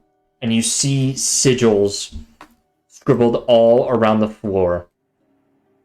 Standing in the middle is a winged woman, all just looking at you silently, slowly hovering over the ground. Would I recognize this figure? Give me a religion check. Yeah, that's what I was hoping Okay. for. Ooh, I'm going to use my second inspiration. There you go. Roll that one again. All right. I mean, not You know what, though? significantly Actually, better. I'm going to give you advantage on this. Okay. Then I will roll one more time for that second one. I'll actually let you get 2 rolls because you used inspiration and you get a double roll, so you can just roll twice. Yeah. Okay, dokie. I will do that. And there's a second one coming in a sec. Okay, The so first one was pretty good, though. Oh, okay. The 15 plus 4, I think, is what I'm going to go with. Yeah, So the 19. Nice. Okay. yeah, So, I think I clicked way too many times, it's but cool. I'll take the 15. We'll go with the 19. That's cool. Yeah, that's better. So, you are a cleric of the Sovereign Host, and you have studied religious texts and religious rumors and traits of Eberron and Corvair as a whole. This creature is a celestial creature in nature, judging by the large wings of this woman. Yes. Based on the iconography and the giant scythe that she is wielding, you think about scythes in your religious texts, and you have heard stories about individuals who seek dealings with entities that can grant them power. Genies, jinns. This is similar in iconography, but this is something that is much more dangerous in that pacts made with these celestial creatures always come at an incredibly steep price. The individuals that attempt to summon them are often enslaved by the same entity that they seek power from.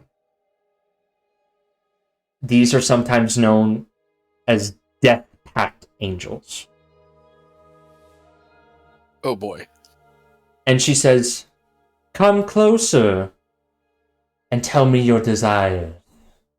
For you have summoned one of the greatest, Ilithara. What can I grant you?" I will politely say, let me converse with my friends for just a moment. And if she allows us to do that, I will turn to them and I'll explain I'll explain to her what you told me. Mhm. I'll explain to them what you just told me, obviously about her, and then I'll ask. Okay, so, what are we doing here? This does not seem like something I would particularly like to fight, to be honest with you. Well, perhaps this is a matter of maybe this is another service from the perspective of this tower or whatever controls it. Below there have been, drinks, an herbalism shop, perfumer. Perhaps this is a matter of spiritual satisfaction. Okay, I'll say this. This she's powerful, and when she asks you what you'd like from her, she could probably deliver, but that's maybe not something we should take her up on. However, if we did want information, I do wonder if she'd have it, given the way that others in this tower have acted as if they don't understand that they're in here. I do wonder if a being this powerful could perhaps be more aware of its situation. I think there's one good sign to check. Alec will try to send Belle further up the stairs. Belle goes... Like up to the next floor. Belle is immediately blocked, and you hear the soothing voice. Going so soon? You haven't even told me what you want. You brought me here. Let's talk. Please. Come. So, Make a...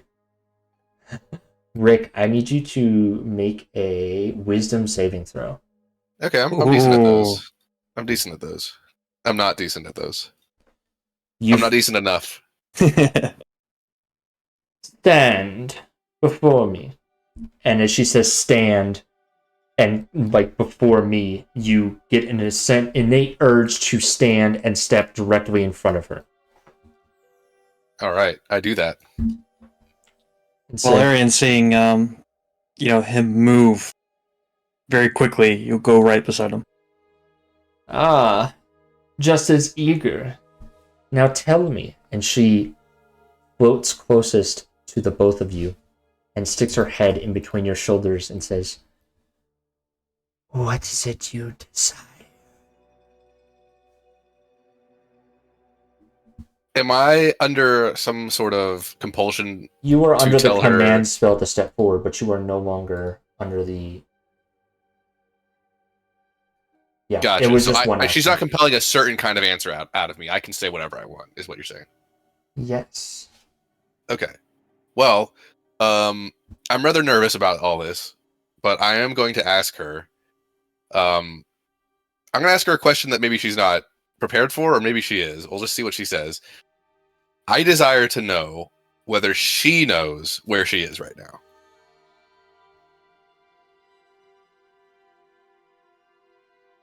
What will you give in exchange for this knowledge? Do I have an intuition as to what exactly that would entail? No. Oh boy. Then I'm I'm gonna ask her what was she like. She kind of looks you over, up and down.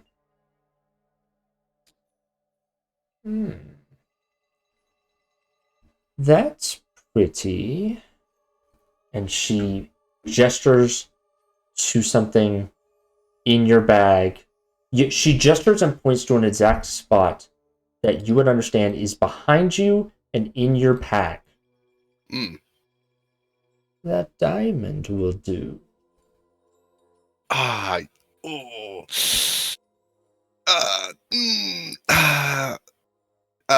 So rather regretfully, I will part with the diamond.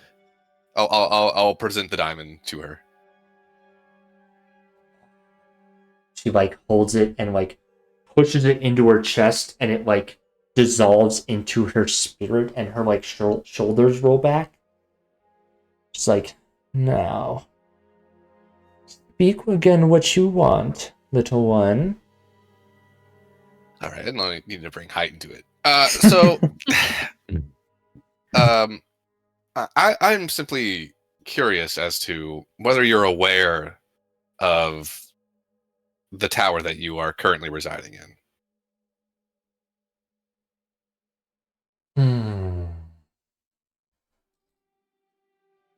Well, let's see.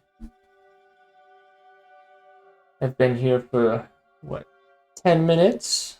Let's see what's around, shall we? And she looks up. She says, interesting. You've brought me to basement of a church? How bizarre. And she looks down. Is that an ogre? Interesting. I can't say where you've brought me, child, but that doesn't mean that we can't make more deals. What about you, pretty? And looks over at you, Valerian. Oh, okay. So he's all right. Whatever. It's fine. Valerian, this whole time, especially hearing Rick's explanation of the deal and the power that this entity has, Valerian's been his eyes kind of more bright, and he'll get even a little closer if he can, and just I want a lot of things. Oh, be careful, buddy. Be careful here. Do tell. I need you to make a wisdom saving throw. Oh, you're not good at those. I am horrible at those. Hey, I rolled pretty well though. Yeah, you outrolled me. Fine, whatever. It's okay. I'm not jealous or anything. It's fine. Still not great though. 16. You are charmed and feel compelled to tell her exactly what your deepest desires are. Okay. Oh, buddy. Valerian will, as prayed, almost, he will pull out the rope of entanglement that he got in this tower, actually, and just, I want my name restored. I want to be where I should be. I want my honor back. Your honor. And what honor is this? What power do you... What have you lost? Speak clearly, speak plainly. I lost the one thing that's almost impossible to get back. I lost my name. And I've tried. I've worked. And I've killed to try to get my name back. What is this name that holds so much power? Speak it. My name, Irwinarn. She recoils and hisses. Of the kings? Ugh. Right. Ugh. I can't stand more of you, but... Ugh. You're going to put that away, child. You're going to need more than that. She's gesturing to the rope of entanglement. No. As Valerian's telling this, do I or anyone else, do the rest of us, can we see that he's charmed, or would we have intuitive understanding of that, or? You can make an insight check. Okie dokie. Because I just want to know how I should be acting in this All of you situation. can, yeah.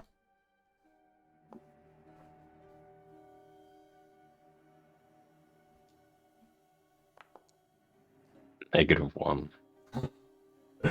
Oh boy. None of you get the impression that he is not providing information of his own free will. Mm. This is a powerful charm. Valerian will put the rope of entanglement away, and he will kneel. And he'll say, whatever it takes. Whoa, okay. So I think I don't need an insight check to understand that that's maybe not a good idea. Is that fair? Yes. What are you doing? Well, I'm just going to be like, oh, okay, whoa, hold on. Valerian, she's going to ask a lot. You understand that, right? This is not... I know the rest, Rick. This is what we killed for. This is what we fought a war for. Yeah, but this is not... It's not going to be a fair... Hold on. I'm going to go and talk to Alric and Toad. Okay, you're gonna go. You can try to do that. You can. Oh yeah, I'm gonna try. I should say. No, I'm gonna try to get away. You can walk away, But just know that I'm not going to stop the scene that is occurring between her and Valerian. Yes, exactly. Yeah, I'm gonna leave to do that, but you guys can continue the scene. A devilish smile creeps across this angelic woman's face. You seek restoration of your name.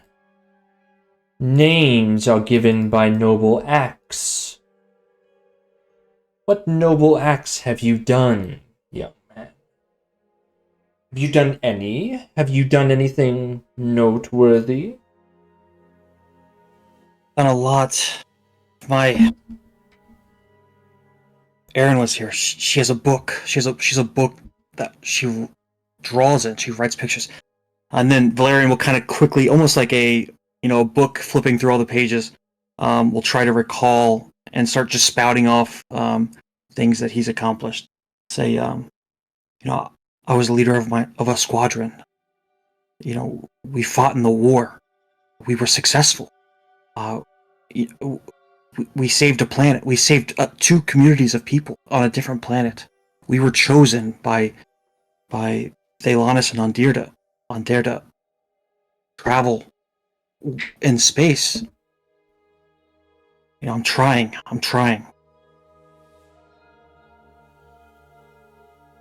I can give you what you want. The strength to earn your name back. And you see slowly behind her, and the rest of you see this too, as you guys will change the scene in a second. You see chains beginning to drop down on the ground behind her, and almost as if they have a mind of their own, slowly start creeping on the floor towards Valerian, who is currently kneeling in front of this angel. Okay. But This is where Alec is gonna be sweating from anxiety. Yeah. First off, I imagine he'd have to approach, but I don't have the ability to detect whether or not they're illusions or even detect magic. But could he look into the marks to see if they are indeed related to radiance or divinity? Because we've seen demon summoning before, or in the evidence of the occult. How close do you get? Do you move past Rick and get closer to see these chains? These chains are about this square and this square. Yes, he will move past Rick, but in this, as he does so, with Rick going back to speak as well, there's a moment of just this, where he'll look towards Rick and Toad and say, this is more dangerous than Skalak. This being has the ability to dredge up, the entire conflict. Yeah. We've been trying to escape. If we don't stop this, I don't know anyone who isn't vulnerable to this. Yeah, I'm gonna say right off the bat here, we're not ready for this. We need to get the hell out of here. But the problem is, Val's not coming. I can tell you that right now. You look into his face. He's not gonna stop this. We gotta do something. Valerian, actually, as they're having this conversation, will, if he notices the chains, he'll stick his arms out towards each chain. Okay. As you see Valerian start to grab towards the chains, there's a split. Okay. So here's the order of operations. Alaric, you're stepping up and looking at the chains. Then Valerian's going to grab them. So Alaric, you're getting close to the chains. Valerian, as you begin to reach, the woman looks at you and says, she sucks her teeth and, wait your turn, young man. I need you to make me a wisdom saving throw, please. Ooh, okay. Also not a strong suit. I believe. Mm-mm. No. You, No, I don't have it. You feel compelled to wait there. You are under the effects of the command spell. Gotcha. So that happens. Valerian is reaching. What are the other two of you doing? Allie, do you have anything you want to do? Can Toad try to move forward and yank Valerian back out of the bigger circle? So you move Like- up to try to pull Valerian away. Okay. Yes, like We'll right get- behind him. Rick, you see Toad trying to pull Valerian, moving towards Valerian as if to pull him away. Rick, what are you doing? I'm going to observe. I have an idea, but I want to see if Toad succeeds at this, because that might just solve the problem off the bat. Okay. So, Valerian, you're reaching towards this promise of power, the renewal of your name, the renewal of your lineage, the things that you seek so much in your life, the reasons you've left off to tell these stories. It's right there. You don't even know if you need to be charmed for this. You don't even know if this is her doing or your own. And you feel hands behind you beginning to pull you, and as you reach for the chains, your body's being pulled back further away. And you instinctually, no! This is a grappled strength check. So this is a contested strength check. Valerian, acrobatics or athletics. Toad, athletics to try to pull him away from the chains. Oh, Ooh, not high. He rolled low. Valerian, if you have inspiration, you must use it on this roll. Okay, I will. I was thinking about doing it anyway, but yeah. Well, then I'm going to use an Oh, inspiration shit. also. Oh shit. How many inspirations do you have left, Valerian? I have. That I had one from. No, I have two. I have two. You need So to use, now I have one. You need to roll one more. You are doing as much as you can, so use all of your available inspirations to break 20. That was a huge roll. this. Mm-hmm. So, I mean, you got a +7. Oh, not good enough. okay. So your fingers get so close, you're inches away from the chains, and Toad manages to snatch you away from them. And this woman's angelic face just shifts into this rage. And... No! What's your AC? Toad. 16. Okay. The woman brandishes her scythe in her hands, and you take 17 damage from this scythe that seems to be made out of almost like moths as she slices forward and strikes you. Rick, you get a split second here before we roll initiative Mm-hmm. to do something. Alric, you are unfortunately waiting out this split second action. Yeah. But I'll consider for Rick, he's basically been holding his action to do, or holding his turn at the end to do something. Yeah, it's just complicated now. So, there's a number of things I can do. My plan was to cast Command on Valerian if Toad's thing didn't work. I might still do that. Okay. And in fact, I will. I'm going to cast Command. Is PvP fine, by the way? I'm just going to ask right about because we're kind of already doing it. But Oh, yeah, for sure. For me. Okay. yeah, I'm going to cast Command on Valerian. He has to make a Wisdom saving throw, and the command will be to flee. Command is flee. Not great. You get 15. Okay. All right. So with that, Alric has been commanded to wait. Valerian has been commanded to flee, and Toad has managed to pull him away from the chains. Let me add everyone to the combat tracker, and we are going to roll initiative. Toad just like loudly in Valerian's ear is like, "There's another way. Don't do this."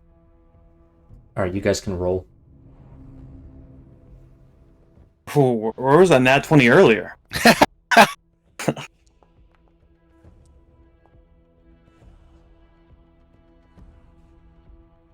All right.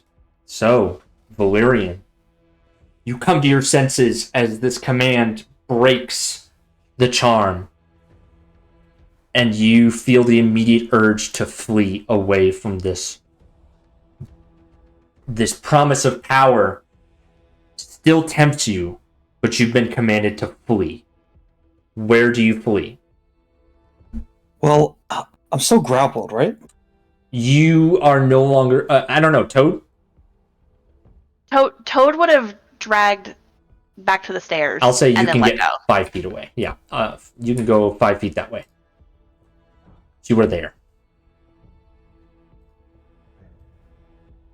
If he's not grappled any longer, then he will basically just jump to the stairs to the right and try to get as close to the barrier as possible. Okay.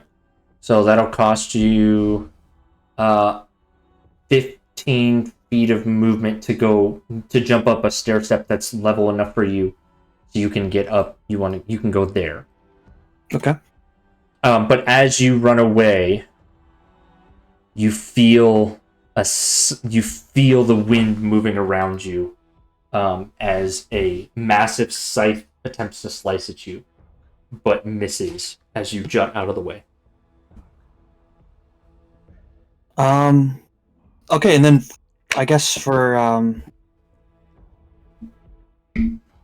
his bonus action, Valerian, even with the command, his eyes still are just drawn to the chains, drawn to the idea of promise of power, and just a way out. But he does flee, and then he'll just yell at everybody, "Don't get hurt. Just stand back. Just stay back. Just stay back." And that'll be my turn. Okay. Oh, okay. Just stay back. Okay. All right. Okay. All right. Alaric, you no longer feel the compulsion to wait anymore. Are we still running with? Sorry, if I remember, like using a skill check. I suppose it's context dependent. Will it take an action to like look over the runes or like the? No. Bonus action to look over the runes. Gotcha. Gotcha. It will. Investigation though would be a full action, and it would be a penalty. But you can make a perception check. Bonus action. Quick skills, or quick mental things, or just quick observation things, sensory things. Bonus actions. Gotcha. Okay. This would probably be either a perception or arcana check. Okay. He will use his action for the arcana. Okay. Arcana I'll allow to be a bonus. Yeah, it's investigate. Investigation is the only thing that would be an action right now. Okay. Then I will use investigation then. Okay. The follow-up, yeah. Okay. You spend your whole 6 seconds quickly investigating the runes around, and you can quickly discern that the runes are losing their light and losing their arcane elements. They seem to be dying down. With your investigation, you can quickly piece together that whatever this effect was likely brought her here and seems to be fading in power. Okay. It brought so. If I'm going to bring a few things correct, and the kind of disparate facts I have, she made us. She said something earlier that she was, you brought me here, curious, and she was talking about almost surprised that she was in a church. If I understand correctly. Yes, when you asked, the knowledge you wanted to know is if she knew where she was. Her observations out loud as she looked up was commenting that you brought her to the basement of a church, but then she looked down and asked if that was an ogre. Looking down through the floor and asked if that's an ogre. Gotcha. Basement of a church. Alright, so that's done. My thoughts were that if she was surprised she was summoned in a church, maybe she was, this being is in fact not what we think it is, and is like bound in a church. Okay. It is dying down. So does that mean in like a mechanical sense? Does Alaric get a sense that if they wait it out, she will be pulled back into whatever realm? Make a straight intelligence check. Gotcha. You're good at those.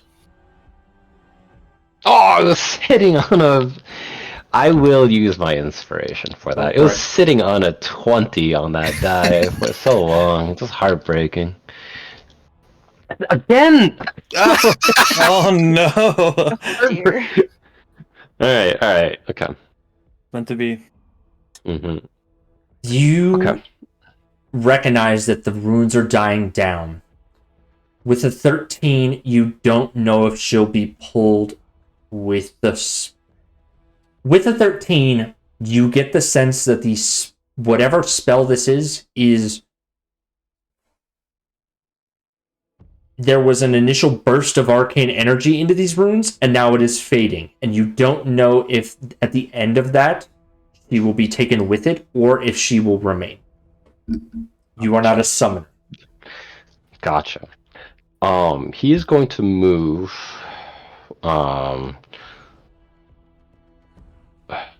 Perhaps in a way that doesn't get everyone caught in the form of AoE.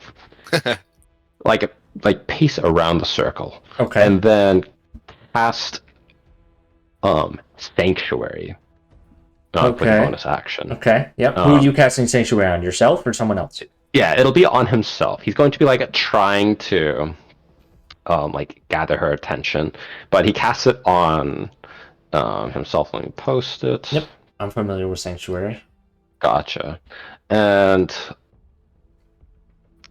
it's this notion of like, it's like, and it's just like, you seek to you seek to bind us through our vulnerabilities, our desires, our families. It's like, I don't know what faith you represent, but I'm willing to wait it out and see if you are truly what you claim to be. Okay. That's his turn. Movement, bonus action, action. The angel regards your comments and looks at Valerian. Says, I am the angel of desire, and I reward those who honor their pacts with me. Come, Valerian Irwainar, let us resume our discussion.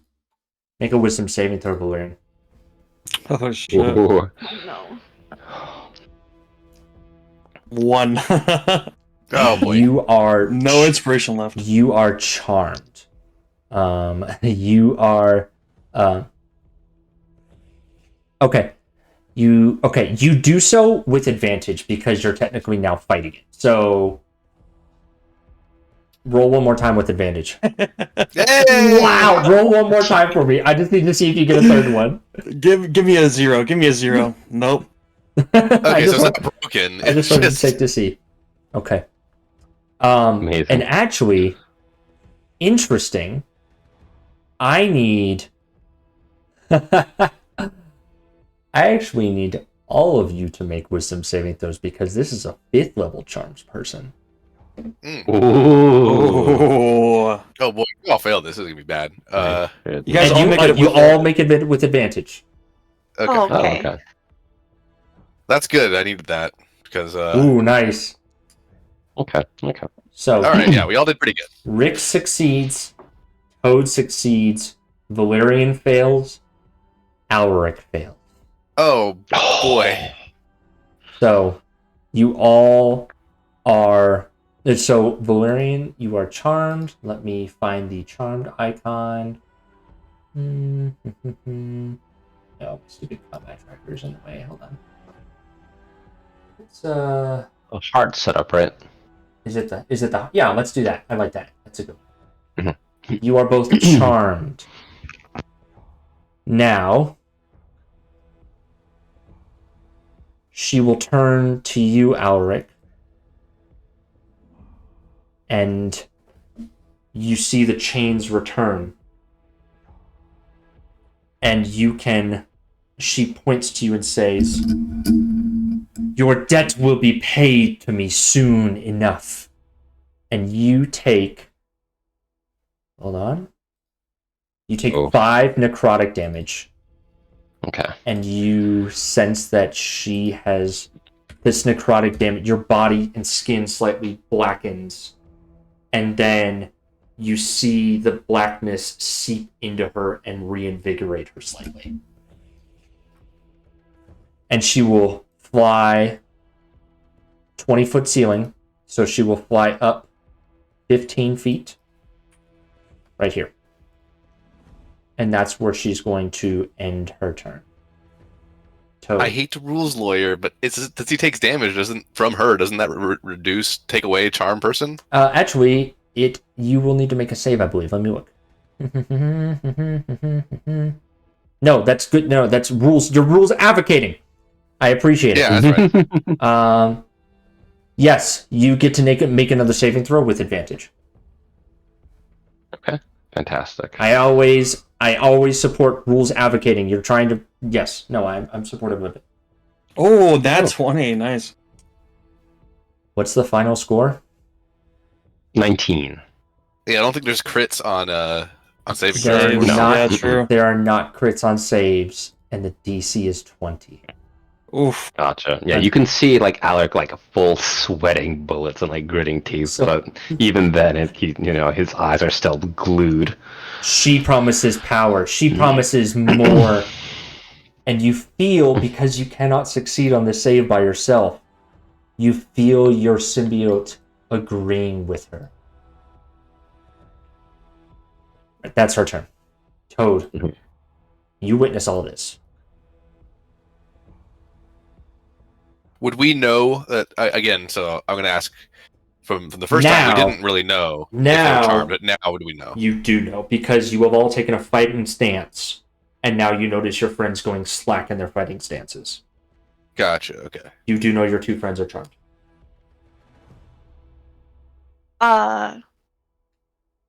Fuck. Yes. Toad Oh, hey, turns to Minnie's Rick here. and says, "Are we fighting this thing?" Rick is going to be nod vigorously. More so, we're trying to get the hell out of here. Valerian will be shaking his head vigorously. Don't listen to him. You know you can't listen to that guy right now. Okay. Okay. Toad is going to bonk Valerian on the back with their Sappho flowers and use protection from evil and good for 2 charges Okay. on him. Okay. Oh, protection from evil and good is actually a really excellent spell right now. I think. Uh-huh. And then Post that spell for me while you're Yes. continuing. absolutely I can do that. Mm-hmm. Yeah, because she is One definitely- willing creature you touch. Oh god. Yeah, Valerian he's got to is be currently a not little more willing. willing. Okay. But is he hostile? Yeah. He's I'm not. still gonna bonk him with the staff. Okay, so make That's a valid. attack roll with your quarterstaff. Okay. Yes, this is a little PvP, but I think everyone's on board with what we're doing right now, Oh, right? yeah. Okay, Wow. all right. Holy moly. And that definitely hits. That's all What's your Nice, AC? up there. Your AC is what? 19. Your AC is 19. She's trying to stop you from getting what you want. How can you stop her? I cast shield. You do cast shield. That's really Oh my good. gosh, he's spent so many resources. Oh man. And if I can control it, I won't do this. but I will post this. Okay. But if I can control it, I won't have As an her attack. take any damage. I will say that it is a controlled thing, so you do not attack her. You are not being compelled to attack her. You are being compelled to stop them from stopping what you want to do. Yeah, and just as the staff swings and hits the arcane barrier, Valerian, still in the demon armor, his eyes and face really barely visible, will just say, "This is Toad. This is remember all the times in Thelanis. This is what I've been working towards. This is it. There's a pathway here. Just let me solve this. Just don't get yourself hurt." There are other ways, Valerian. And Toad's gonna move up the stairs and see if the barrier is there. The barrier is still there. This is her domain, and she is not letting you leave. Well, then for my bonus action, I am going to summon my flame blade Ooh. Nice. in my hand. Sorry, I didn't mean to roll. My bad. I just meant to post it. No And Crit the air. slash at the air angrily. No. And then just take a offensive stance, staring at the angel. Yes. All right. Rick, it's your turn. What are you All doing? right. You see the arcane shield around Valerian still. Yes. So charm. He has under the charm status effect, but he's under the effect of a charm spell. He is right? Like, under the effect of a charm spell. He is under the So effect of dispel charm magic. person. yeah, dispel magic would work here, Dispel magic would work here. or I could make it attempt to work. You I could make it suppose. attempt to work. Yes. Yeah. Right. Okay. Let's see here.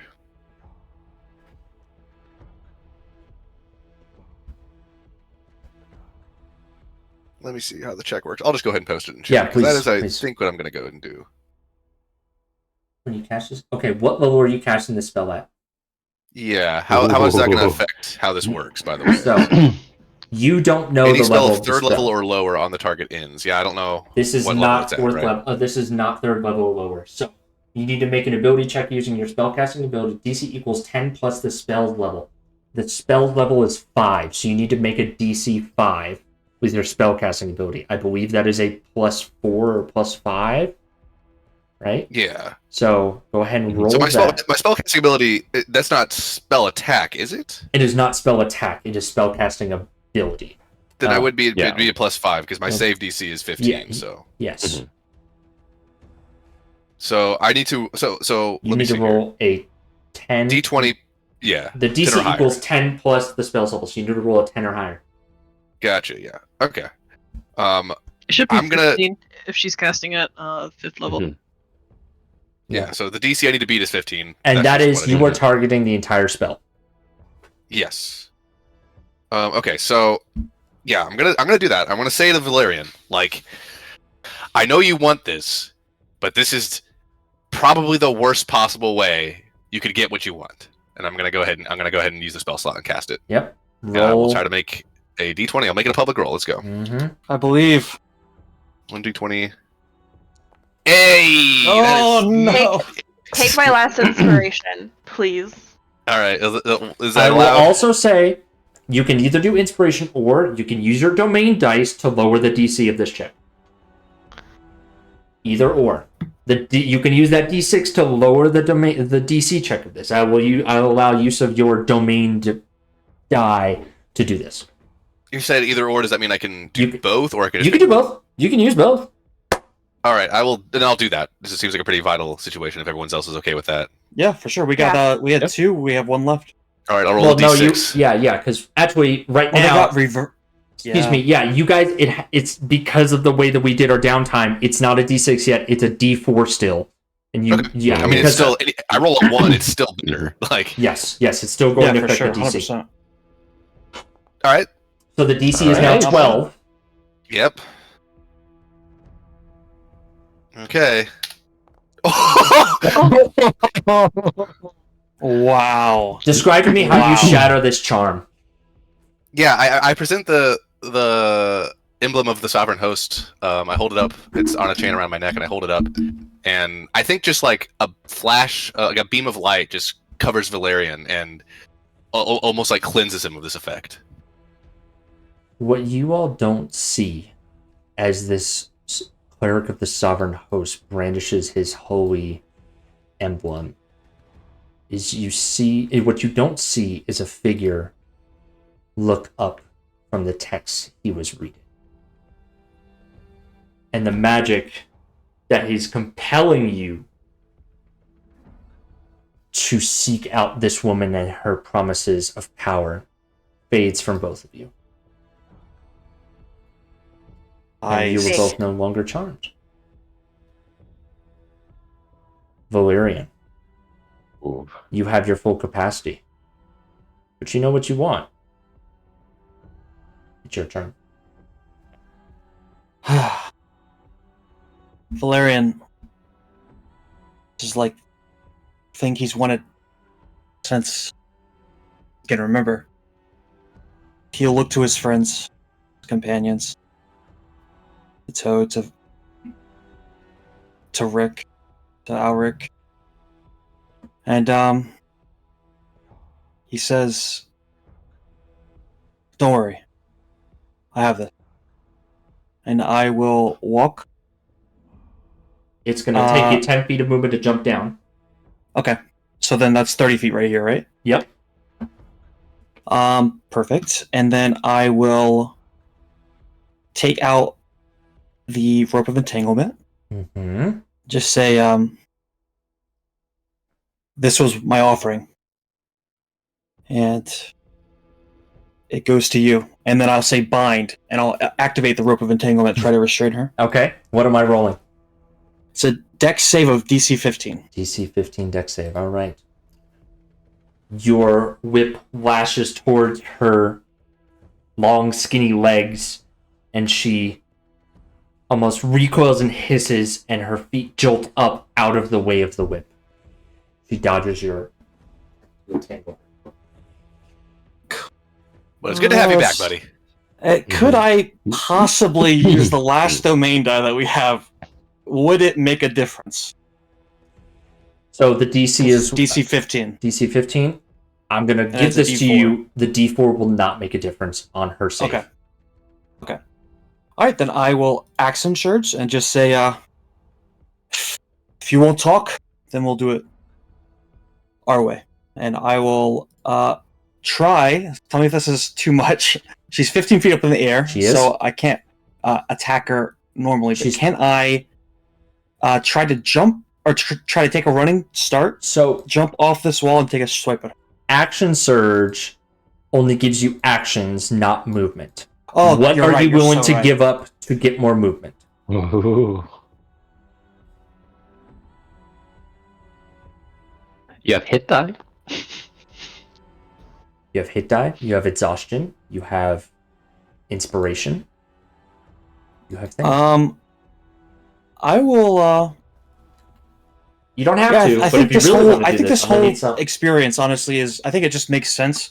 Whole experience is really just too much. It's just all of this stuff at once for Valerian.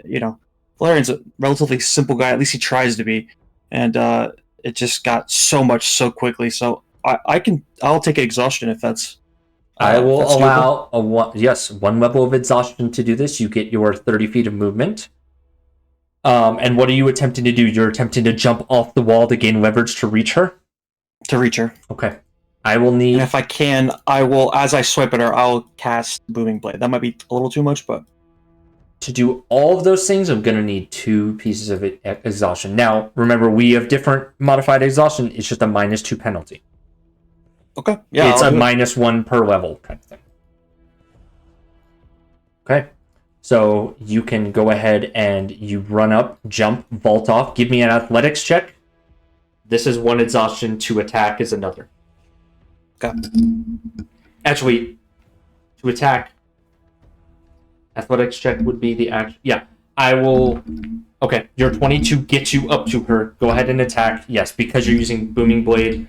Yes, you will need to burn an exhaustion. So you have Okay. a -2 exhaustion. Roll to hit.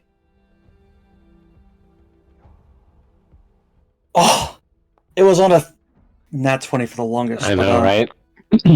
That is going to be a miss.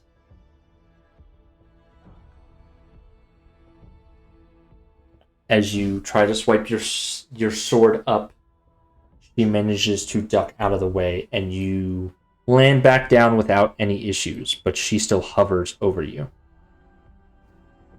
That's rough. Took a lot out of you too. Yeah, you see Valerian just like, like almost like Guts with his demon armor is just huffing and puffing. Yeah. You sense a drive in your armor that it actually doesn't want you to accept the deal. It wants you to control this entity. So it supports you striking this entity down. And it wants to help you. Do you accept the help? Yeah. You lose 2 hit die, but you lose 1 level of exhaustion as you feel your body surging with adrenaline from this armor. Okay. And that's your turn. Alric, you're back in the fight. What are you doing? All right. Okay. Has the light from the circle significantly decreased in the intervening time period? Yes. No roll required. Gotcha. But it's still like the inner circle is about as faded as the exterior circle. Okay. Yeah. Alaric will join Valerian, move up forward. Bonus action, extend the whip. Mm-hmm. Nice. And make 2 attacks. In the time saying, like with his like shield hand pointing to the circle, being like, "I think your time's running out." All right, let's make these 2 attacks With your strange With the tentacle. tentacle whip that extends out of your arm. Go for it. Once, twice. Nice. Nice. Those are both hits. Because the reach on your whip when it extends is what? It should be 10 feet. Hmm. And he's like 6 feet tall, right? So Yeah. Is she 15 feet above Alaric? She's 15 feet. So if you were to stand directly underneath her, if you were to stand underneath her, she would be 2 squares above you. Yeah, you would reach. You'd have to stand directly underneath her. I'm not going to put your token there because I don't like overlapping tokens. Yeah. But we can sit you directly exactly. underneath her. That was... Gotcha. Yes. Sounds good. So 29 and 21 damage. Is that what I'm seeing? Yes. Nice. So the first strike hits and grabs contact and rends flesh. And you see some of these writhing moths in this scythe begin to exude out into her. And it seems that she is able to negate some of your damage. She seems to only take half the damage using the charges of this scythe. But the second strike lands true and does the full damage that you are expecting. Yeah. These attacks are like empowered because she did the thing of like interfering with his mind. And while it can't be read, he's taken precautions. Like this is a source point in like vulnerability. So when he attacks, this is of like all the hate of someone who could manipulate a fellow, a friend, a comrade, a fellow officer, but also someone who could manipulate the very whip he's using that brought up memories of his sister Sienna. So this is like doubly like this is spiteful. Is this an adversity roll? Yeah. Go ahead and give me that Absolutely. D6 roll. Ooh. Nice. Alright. Was that good or bad? I don't know, actually. Yeah, you can't get a 1. Is the Okay. idea. Yeah, typically it's completely dependent on the player, but higher rolls are better. If you roll at least a 1, that's considered some sort of negative for the player, but it's entirely player driven. Someone can make it higher, they can make it 1 to 2 or something like that. It's completely up to them. So, okay, Yep. And that'll be his full turn. all right. It's the Death Pack Angel's turn. Oh, and Sanctuary wears off. Yes, Sanctuary does wear off. She turns to the two of you and says, boys, there's no need to fight. We can talk through this. Let's talk. Everyone needs to make me a wisdom saving throw again. No. Well, this is bullshit. Well. Oh, no. Is that with Oh, advantage again or no. no? This is with advantage. Okay. Oh, okay. DC is 20. I mean, I'm still not going to make it, but yeah. Yeah, same. Yeah, Alaric will fail. I will not. The people we need to succeed succeeded, so. Yeah, our two our two wisdom-based individuals do succeed, and our two intelligence-based characters do not. We just got you guys out. Ugh. Then they pull you back in. Again, she says, "Let us talk, but I will not forget what you've done to me, young man." And you, Alaric, take 11 necrotic damage. Ooh. Okay. And she will swoop down to the two of you. Oh, hi. Hey, friend. Like, why do you resist my gifts? We can speak through these matters. Why must you persist? And that's her turn.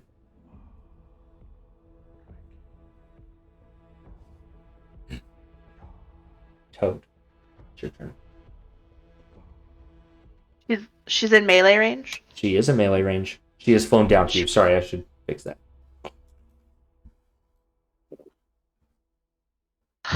Toad once again looks at Rick. I was like, God damn it. Yeah, I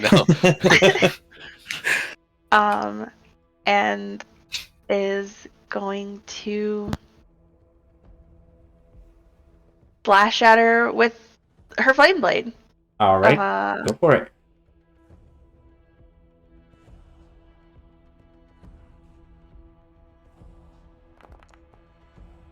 $23 does hit. Is that 6 fire damage I see?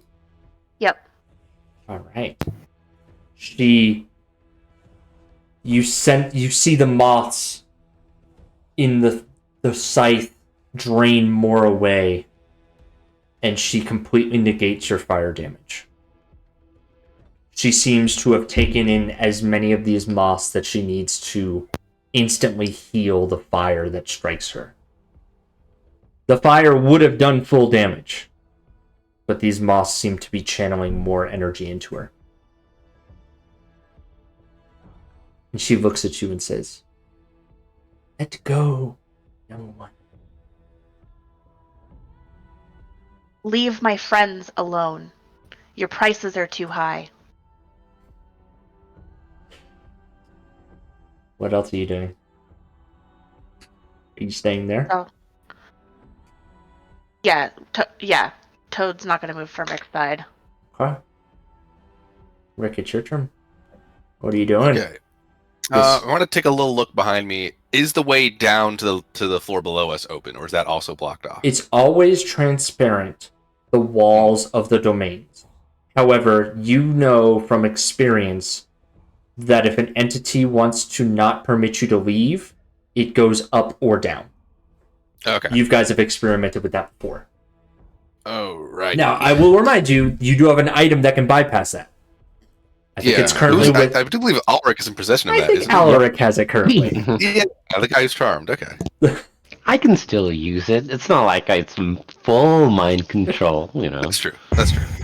But you want All to right. hear her out. Well, she's making good points. Okay. It's tough with her right in front of me to do another dispel magic. I am going to summon my spiritual weapon. All right. It's going to make a roll automatically. Yeah, and that's fine. Will Yeah, attack you me. attack. So I think you have control of it, right? Can you place it on the screen? Let me go to the actors real quick. Yeah. You should be able to just drag and place it. I see my guy, familiars, and other. Oh, there it is. Yep.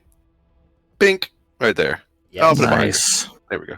Your Talenta Plains weapon. 23 Yeah. to hits does hit. Okay. Rick's going to say, Mother warned me about women like you. And I'm gonna, I'll take a swing at her from behind with that, and it'll do 7 force damage, which is not force much. damage that strikes her from behind. All right. That's your bonus action. What's your action? I'm going to back off. Well, that's probably not a good idea, actually. Hold on. Attacks of opportunity exist. Yeah, Big that's my sword. bonus It's action. a big scythe. Yeah, it's a big scythe. I guess the only thing I can do then is cast a cantrip as my action, so Yes. I will try to toll the dead on her. I imagine she'll save on that, but it is a 15 wisdom save. Mm-hmm.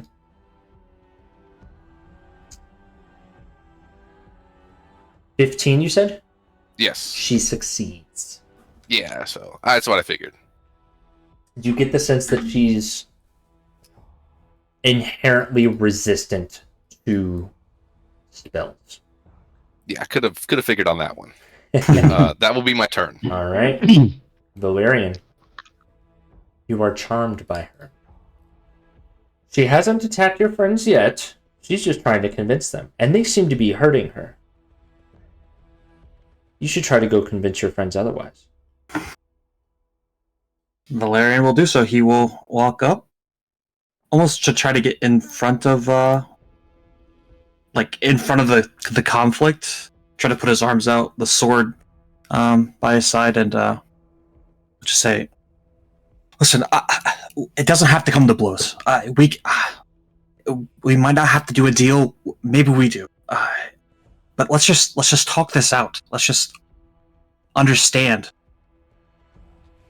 And that will be my turn. Okay. Alaric,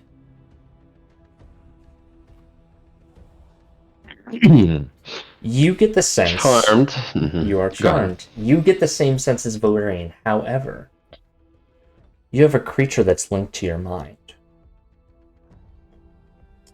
That creature can help you gain control of your mind if you give it more of your own and bond it with it.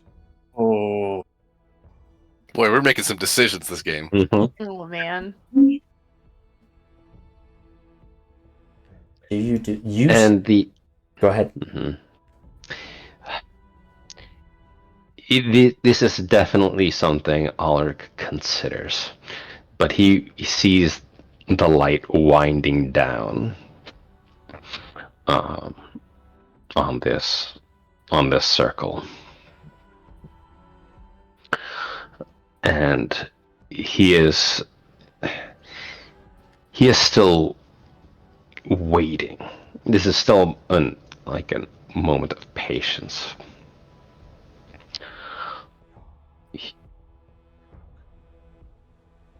It promises grants of more wisdom, should you grant it more of your mind. And you get the sense that all you need to do is feed it more strength of your body. You can gain wisdom, but it will cost your body. What an interesting conundrum. It'll give me wisdom and There's a cost for my mind.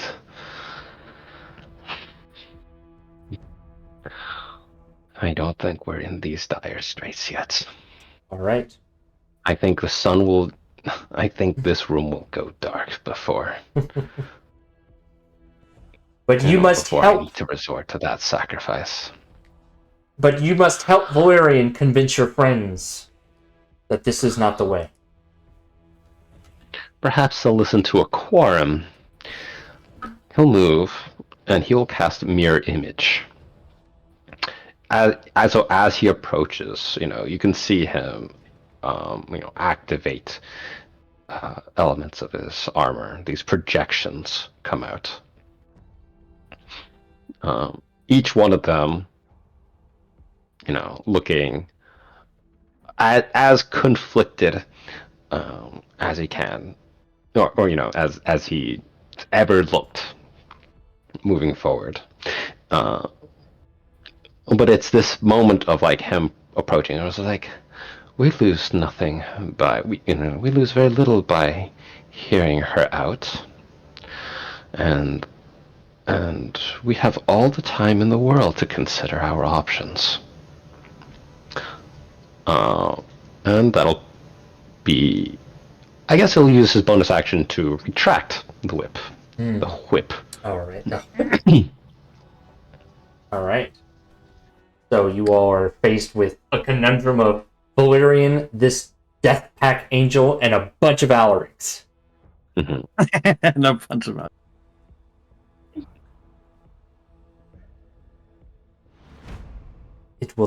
This woman will turn and say, "See, your friends are on your side. Will you not join us?" I'm gonna look at Toad. Toad, what do you? How does Toad look back? I guess I should ask.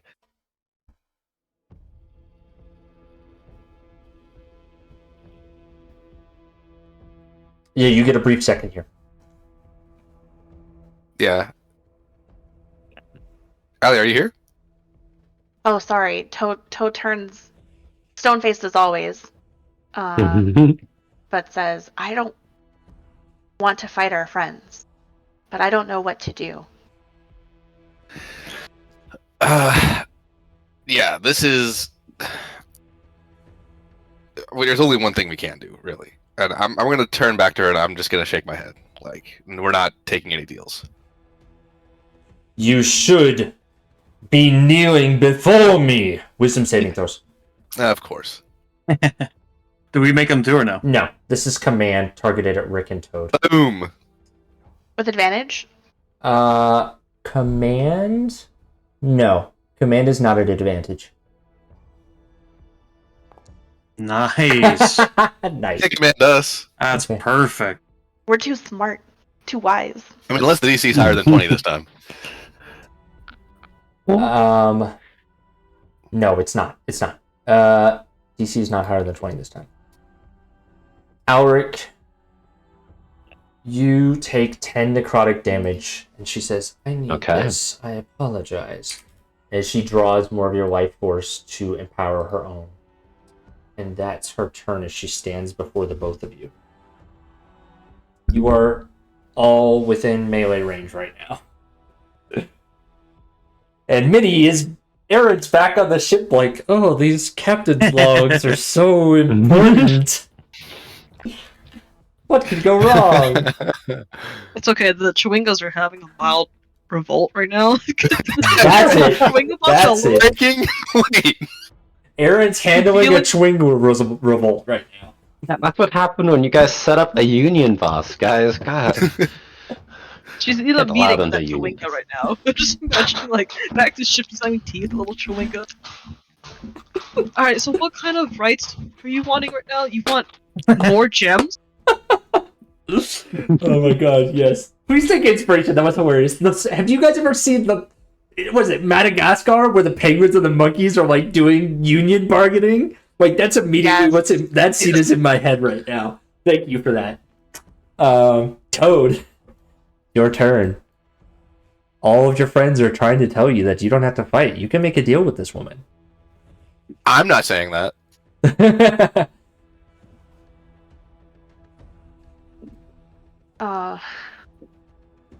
Toad just looks around at her friends, sees that Alric got hurt, and says, "What would it take for you to make a deal only with me?" It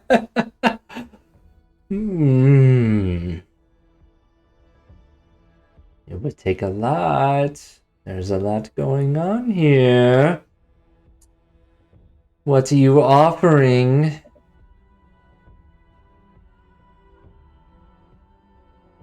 Quickly now. So Toad very reluctantly looks down at her most treasured possession, which is this celestial arboreal scepter, Oh no. Not like this. and says, "I will give you this if you let us leave here with no deals made."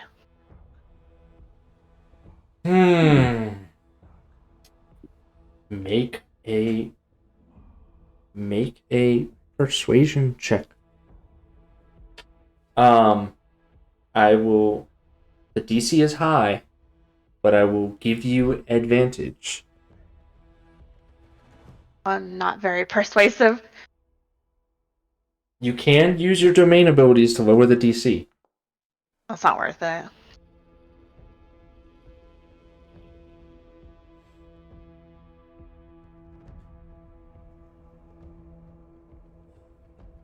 All of you.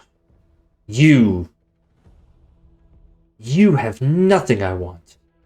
I want him. And him. These boys know what they want to give, and I'm willing to give them the power that they need. Can't you see your friends need these things? Why don't you just go?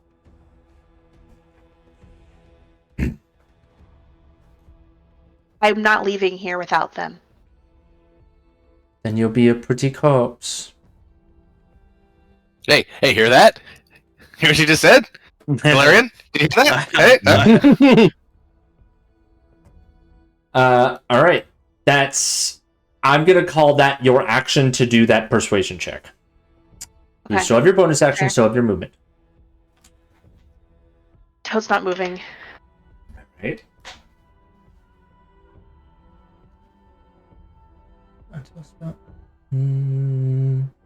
Okay. Alright. Rick. Okay. Yeah, Rick is. I'm pretty firmly entrenched in the idea of I'm not giving this angel anything. So I'm gonna continue to attack it, even if it doesn't really do much. Okay. So I will make another attack with my spiritual weapon. Okay. Until you're given. I'm just reading this spell real quick. If it fails. Until the spell ends or until you or your companions do anything harmful to it. Okay. So, Rick, by you casting spiritual weapon and attacking, I forgot this last time, but it's to your benefit. When you or your companions do anything harmful to the charmer, it is charmed until you or companions do anything. Alric, unfortunately, can't. He can roll, but it's not going to do anything. Valerian has a chance to make another wisdom saving throw against this. And 23 does hit. Roll your damage. Okie dokie. 12 That's pretty force good. damage. That is pretty good. It's about as good as it gets for a spiritual weapon. Mm-hmm. Actually, it is literally as good as it gets. That's the maximum, yeah. You see that a lot of the moth entities and the necrotic energy that she seeped from Alric seem to absorb most of the blow. She seems still in relatively good health. Yeah. Okay. Sheesh. Okay, actually, there's not much I can do with the bonus action anymore. I know Okay. Toll the Dead is pretty unlikely to function at this rate. Mm-hmm. Rick is going to, Who are you at the blessing? very least, try to split up her actions. I'm gonna run to the other side of the room. I'm gonna use my movement. I should say. Okay. If that invokes an attack of opportunity, maybe that's actually a good thing for a certain narrative purposes. Yes. So I will run this way. Okay. Do you cast Attempt that bless to. spell? No, I was just looking at it. Okay. I can't. So yeah. Got it. Why can't you? Because I use my spiritual weapon. It's to already bonus been. Oh no, you're right. I didn't cast spiritual You weapon. didn't cast spiritual weapon. And Valerian, go ahead and take your wisdom saving throw. DC 20. Yeah, I don't think I can save against this either, by the way. Oh, Do I you- do it at advantage? You do it advantage. Yes. If I roll Right, a so nat who's 20, getting blessed? which, wow. So it's really just Oh. never going to work unless I give you this bless. No, So, but we can use the domain die to lower the DC, is that right? So yes, At least a however, 2. yeah. So you use spiritual weapon first, then you cast bless. So yeah, the bless would not apply to this because the save is immediately after the spiritual weapon attack. However, you can Right, do domain yeah. die if you want to. You need to roll at least Okay. 2 on that D4. Yeah. Oh, is it worth it, Are guys? Is we it out worth of it? domain die? I We think have that- one left. This is the last one. Gotcha. What do you guys think? What- You are we rolled a saving it nat for? 20. If you're going to escape from it, this is literally the best shot you have. Okay. Okay. Okay. Yeah.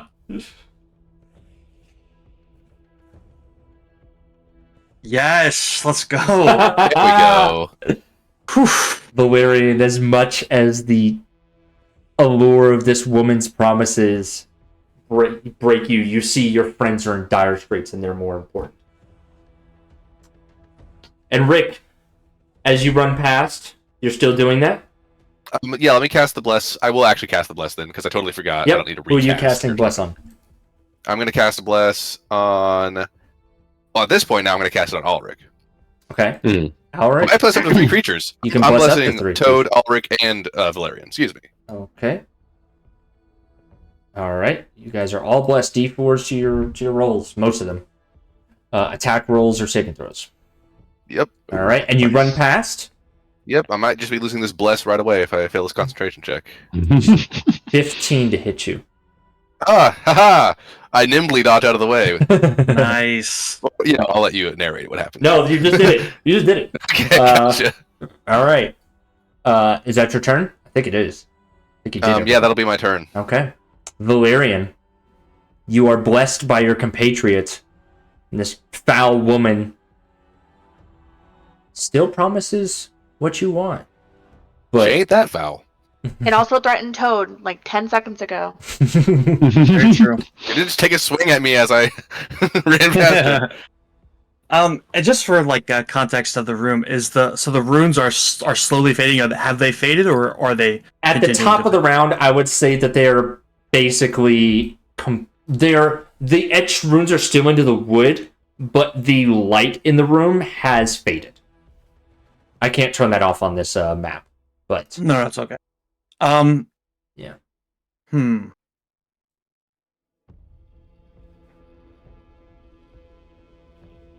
What are you gonna do?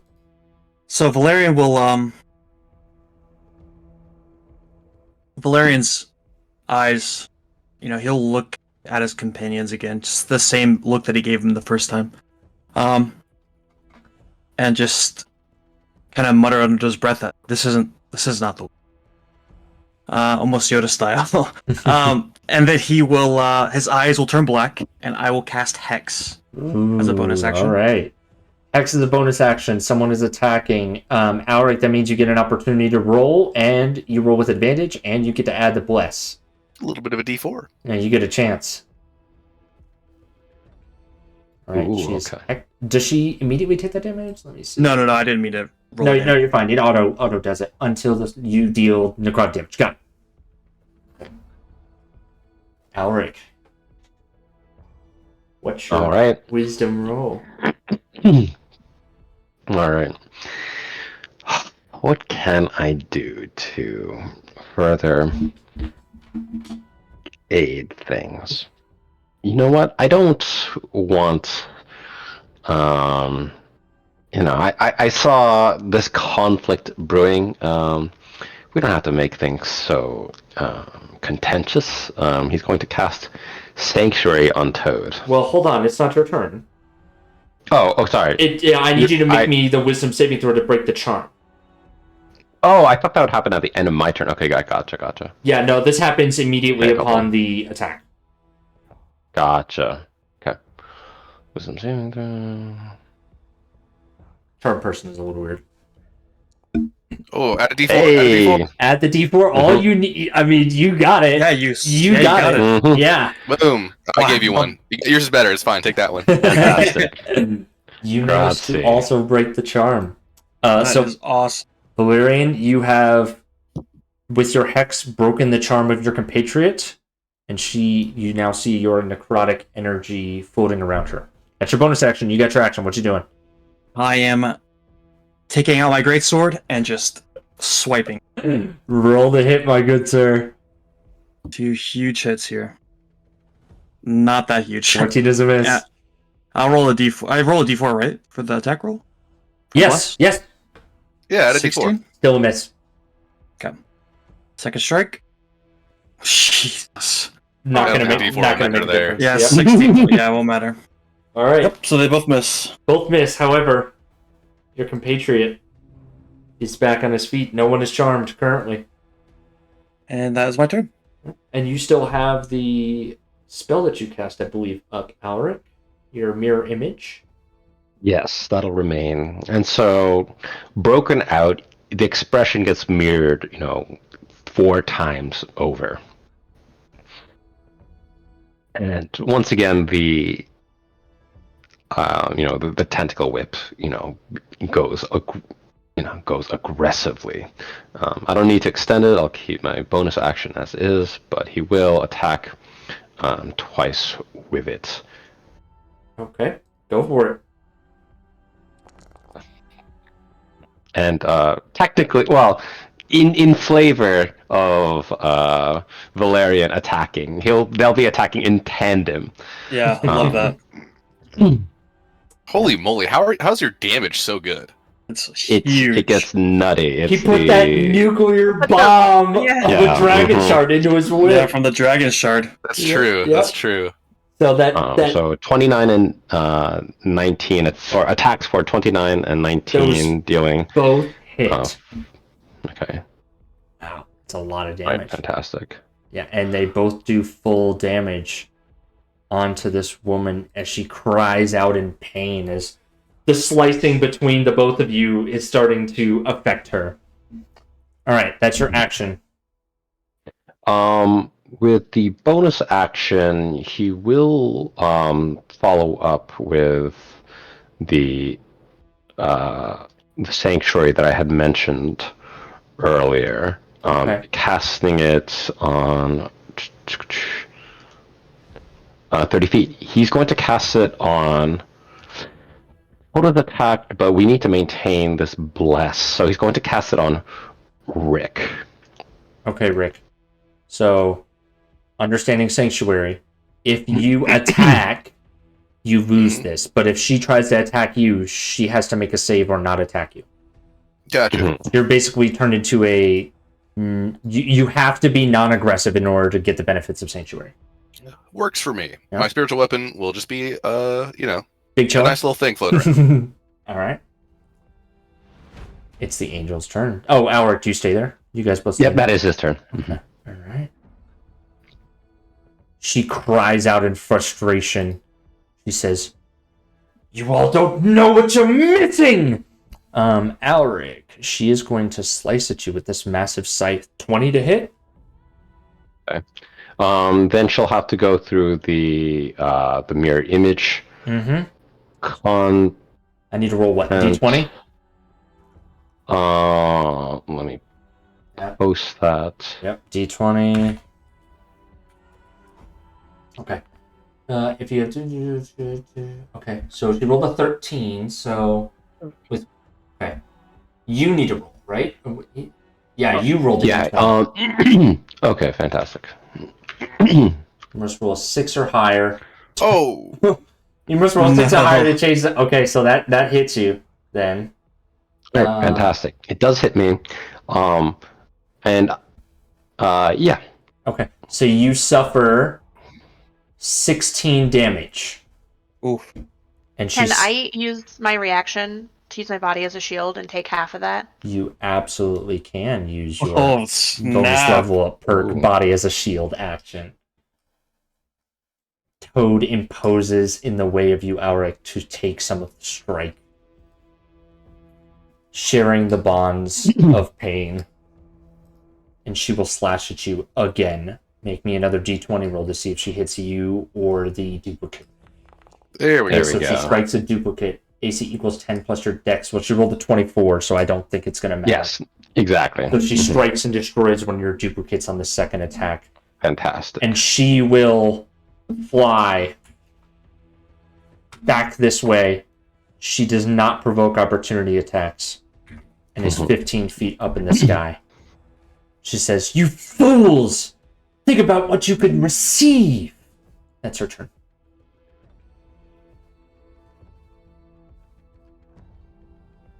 Toad, you're up. Toad is going to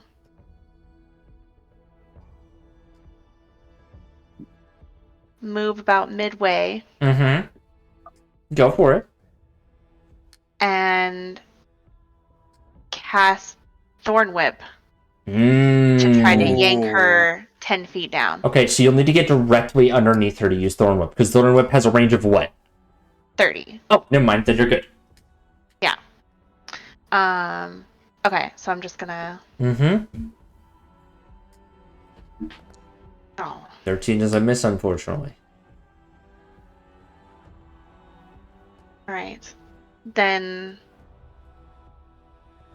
Oh, that's all I got. All right. That was a good try, though. That was a really good try. smart. That's a good, smart idea, yeah. Rick, it's your turn. You are under the effects of Sanctuary. Let me put that on you. Yes. I feel divine. You are divine. Yeah. I mean, I'm not. I'm not the shopkeeper divine, but okay. I'm gonna look to Alaric and I'm gonna ask him if he has that thing that can get us out of here instantly. Do you still have that in your inventory?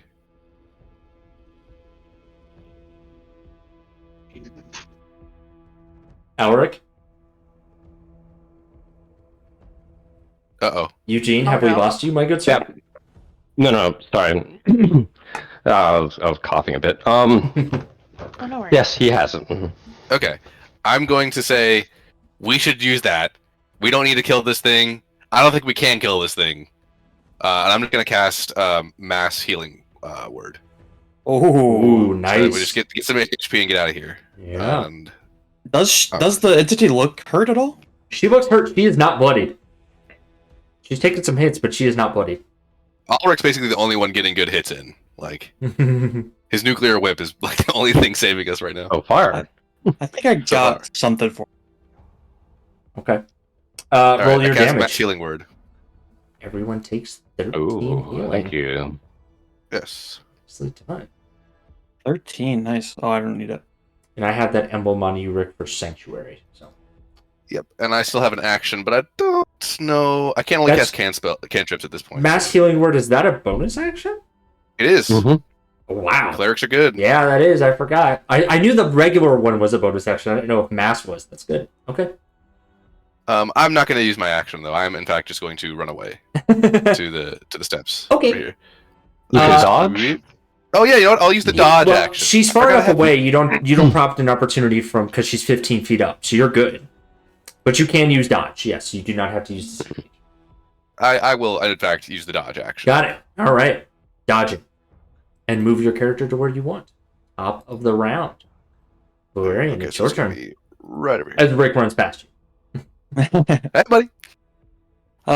Valerian, his attacks have not been successful at all. So he'll sheath a sword, and he will, using the energy from the Chwinga, kind of conjure and move his arms and his hands in a way, and and I will cast Fireball on her.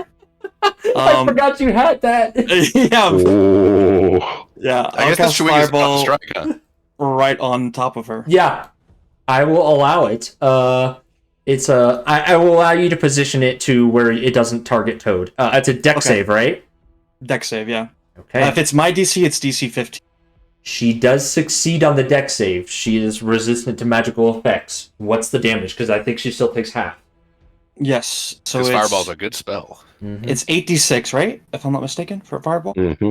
For a It's fucking third insane. level 8d6. Yeah, Chewinga Tarntar, man. He's kind of got randomness. Oh, good. Kind of good rules. Not bad, not bad. So- yeah. And then do I also do Hex damage? Let me just read Hex. Yeah, you let me know if I need to apply Hex or not.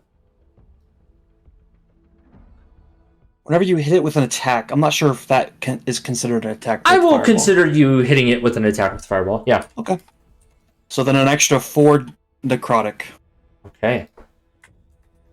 And then half of 27, so... Yes, What, 13? So she does not take the necrotic damage as much as you would expect. And she is now bloodied. So she will take a bloodied action at the end of your turn. What else are you doing?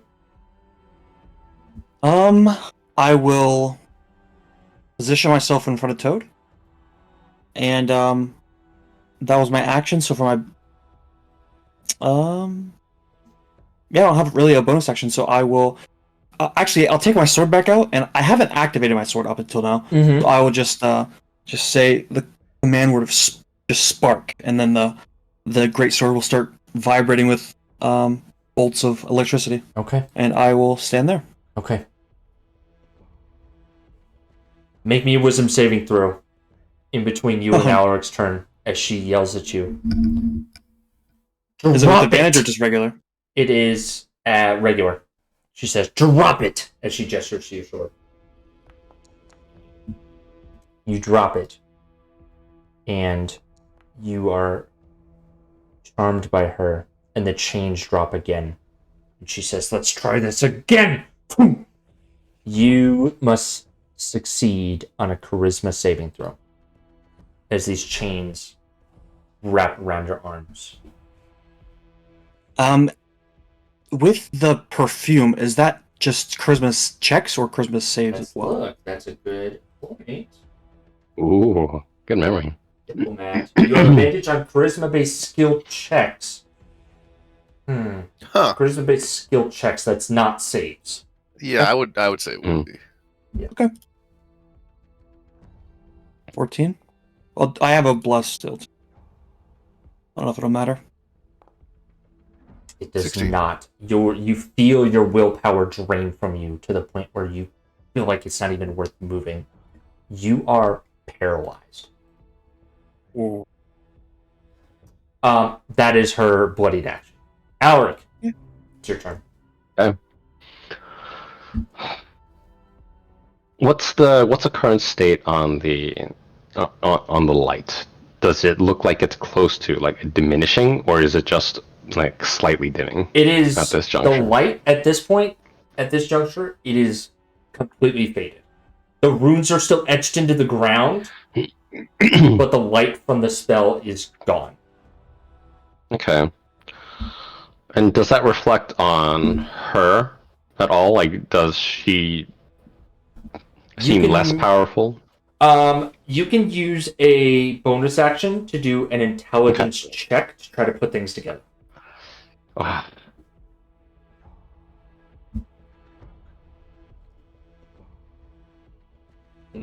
Okay, I'll do that next round. Got it. And then next round will be the round where Alaric will can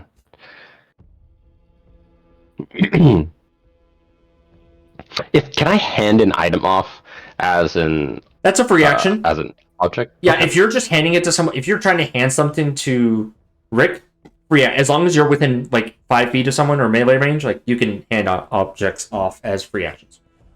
Okay, fantastic. I will note Um, that is an object that qualifies under the use of object of your domain thing that we've never had anyone roll from yet. Yeah. I was thinking about how to use that without, just in general, and I just didn't come up with any options. We didn't get to that point, but your whip, I don't know if I would count that as an object. We'll see. I'll review that he's going next to session. hand Go ahead. the Comad Moraz manipulator, the rod, Yes. over to Rick. Well, and thank you. it's this moment of just like she can. It's like I think we've driven her to the point. I think she can choose to surrender, and her time has waned. But I trust you to make this decision. He's gonna move up, use his bonus action to extend the whip. Yep. And attack twice. Go for it. Nice. Huge rolls here. Mm-hmm. Come on. You're blessed as well. So. You are blessed. Ooh. Oh, Do you even need it? No, of course not. shit. Damn. That's massive. So is it a 23 and 13? And that's psychic and lightning, right? Yes. She is not resistant to either one of those things. All right. Also, because of it critting, there is a clause here on it that says that yeah, what does that do again? a creature hit by this weapon takes extra When you roll a d20, the target is stunned until the end of its next turn. That's huge. So if she is stunned on the first attack, let me just check something. Yeah, let's look at the rules of stunned. Stunned, attack rolls against a creature have advantage. Yes, you can roll advantage on that second tentacle whip attack. Okay.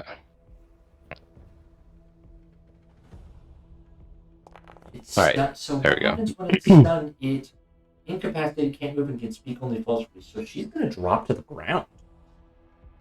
She's using her in this umbrella. moment, it's like the whip. Once again, with like her using her power to focus on like stopping Valerian. Alaric follows like right in his shadow, follows right up and with the whip extended to like pull her down. As all the power he can channel, from this symbiotically embedded being, is channeled through the whip like a conduit. Okay. So this would be. You drag her down, her 36. body slams to the ground, and you dig the whip further into her body. She is hurt. She is very hurt. Okay. And she is on the ground. The impact and the strike of the tentacle whip, that's her turn. She's stunned this turn. That's awesome. So it's Toad's turn. She is no longer stunned. She has regained consciousness, but the rest of you have an opportunity to make a difference. All right. So are we trying to kill her, or are we trying not to kill her? What's going on here? I think we kill her. He can tap out. I think if he tells us that we can get to the next floor, I'm happy to follow up with Rick and not necessarily kill an angel in front of a cleric. But she's not a great angel. I just want to be clear here. Not exactly the nicest angel. Attacking with a scythe and using magic to influence deals. I mean, not my sovereign host. I'll tell you that much. Yeah. all this wording of a pact and dealing in our desires definitely has the twang of a patron at the very least. I would like more information if we can get her to talk. That wouldn't be the worst deal, but I must say, not a big fan of this lady. Gotta tell you. Yeah, I agree. So Toad, it's up to you.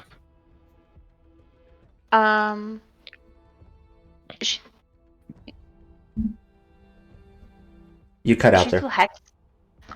She's still currently? hexed, yes. I should mark that. Yeah, she's still hexed. Okay. Toad is gonna wild shape into a young dandelion. Nice. And for my elemental fury, I'm gonna select acid, Okay. and that's exactly where I want to be. I want to be right in front of her. So Okay. I was gonna move there anyway. Got it. So, and that's all I got right now. Okay. You hover over her in strength of this young dandelion poised to strike. Rick, it's your turn. Okay. I've got the thing. I'm not going to use it. I feel like we have this under control. I didn't seem like we did, but now we suddenly do. Because Alric has got just this insane tentacle whip. So I'm going to safely, from where I'm standing, yell at her. You want to call this off or what? Make a charisma check.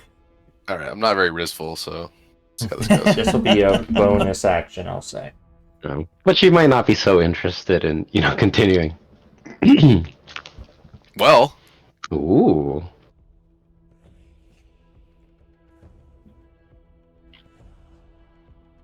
Yes, I've been trying to tell you. Yes, we need not fight. Please. She's like looking all around you, like trying to please. yeah, but you've also been trying to control our minds and stuff. No more of that? Maybe?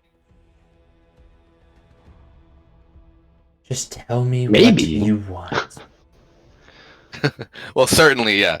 No okay, tricks. how about this? No. I don't want to exchange anything for anything. At this point, I just Then want to why leave. did you bring me here? If not to make a didn't. deal. Oh my god. Okay, yeah. So We are we exchange still her. or what? Like, are we in or We out can of combat? exchange. I mean, if we come back, if our theory is correct, and we come back, it's just gonna be reset, right? That's what I want to figure out. If she's actually, part of this whole system, or if she was freshly summoned when we stepped into the room. You know what I mean? I mean, she saw a church and an ogre, so Seems like she can see through the tower. Yeah. So what are you doing then? You still have your action. You can make another plea to her. How about this for a deal? We won't kill you, or at least we won't further attack you. In return, we can just talk, and you won't make any aggressive actions towards us. That'll be my action, is making that deal with her. That attempt. Make a charisma check. Okay. Oh. Yeah, that's not good. You're either here to make a deal, or you're not here to make a deal.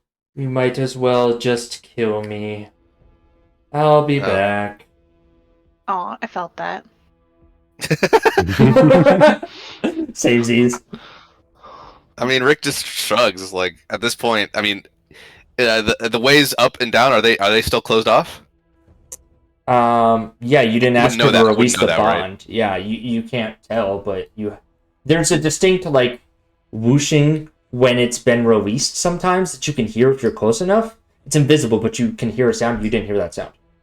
Okay, yeah. I mean, that's gonna be my turn because I got nothing. I'm just gonna shrug. It's like, well, all right. All right, Valerian. She is prone. did I'm paralyzed? Did you You release the are chains? paralyzed. Ooh.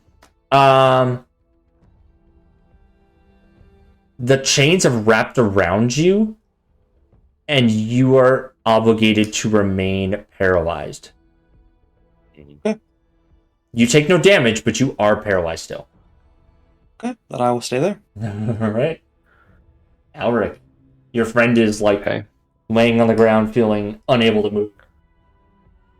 And she stands there. She lays there Mm-hmm. at your mercy.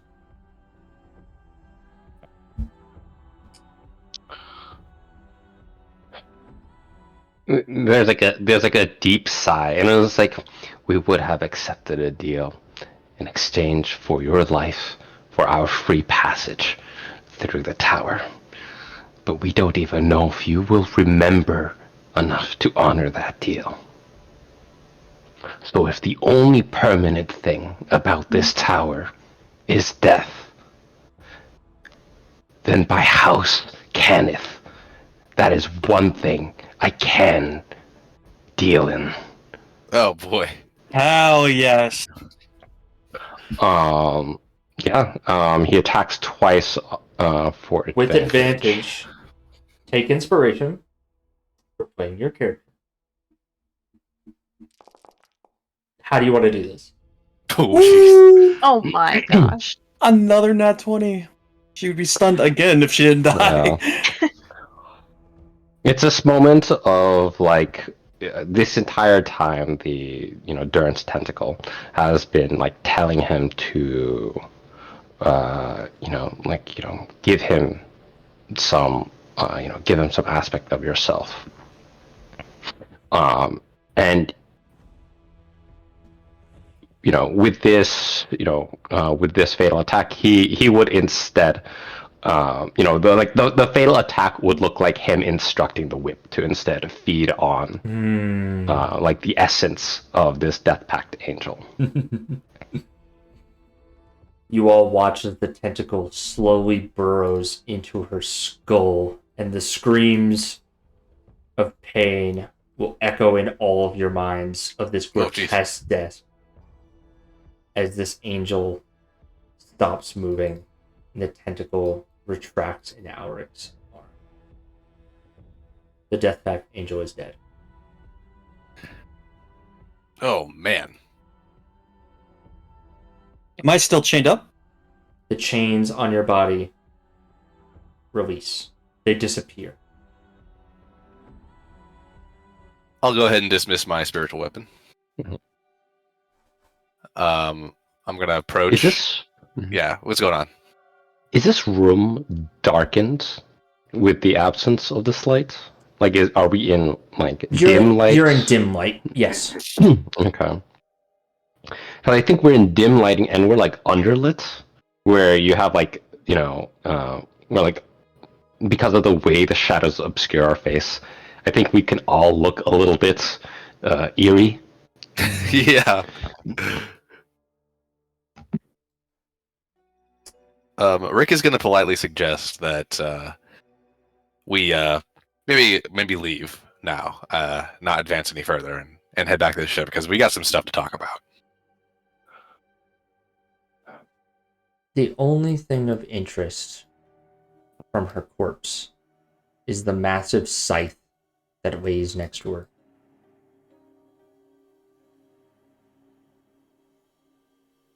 Covered in what appear to be moths moving just below the surface of the weapon. I think this deserves some study. I'm a little reticent to interact with anything that this angel has touched, but I'll inspect it. I mean, how does it seem like it's cursed? How would I check that? Right.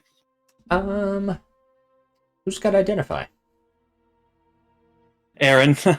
Yeah, exactly. So you can put it in a bag without touching it. Mhm.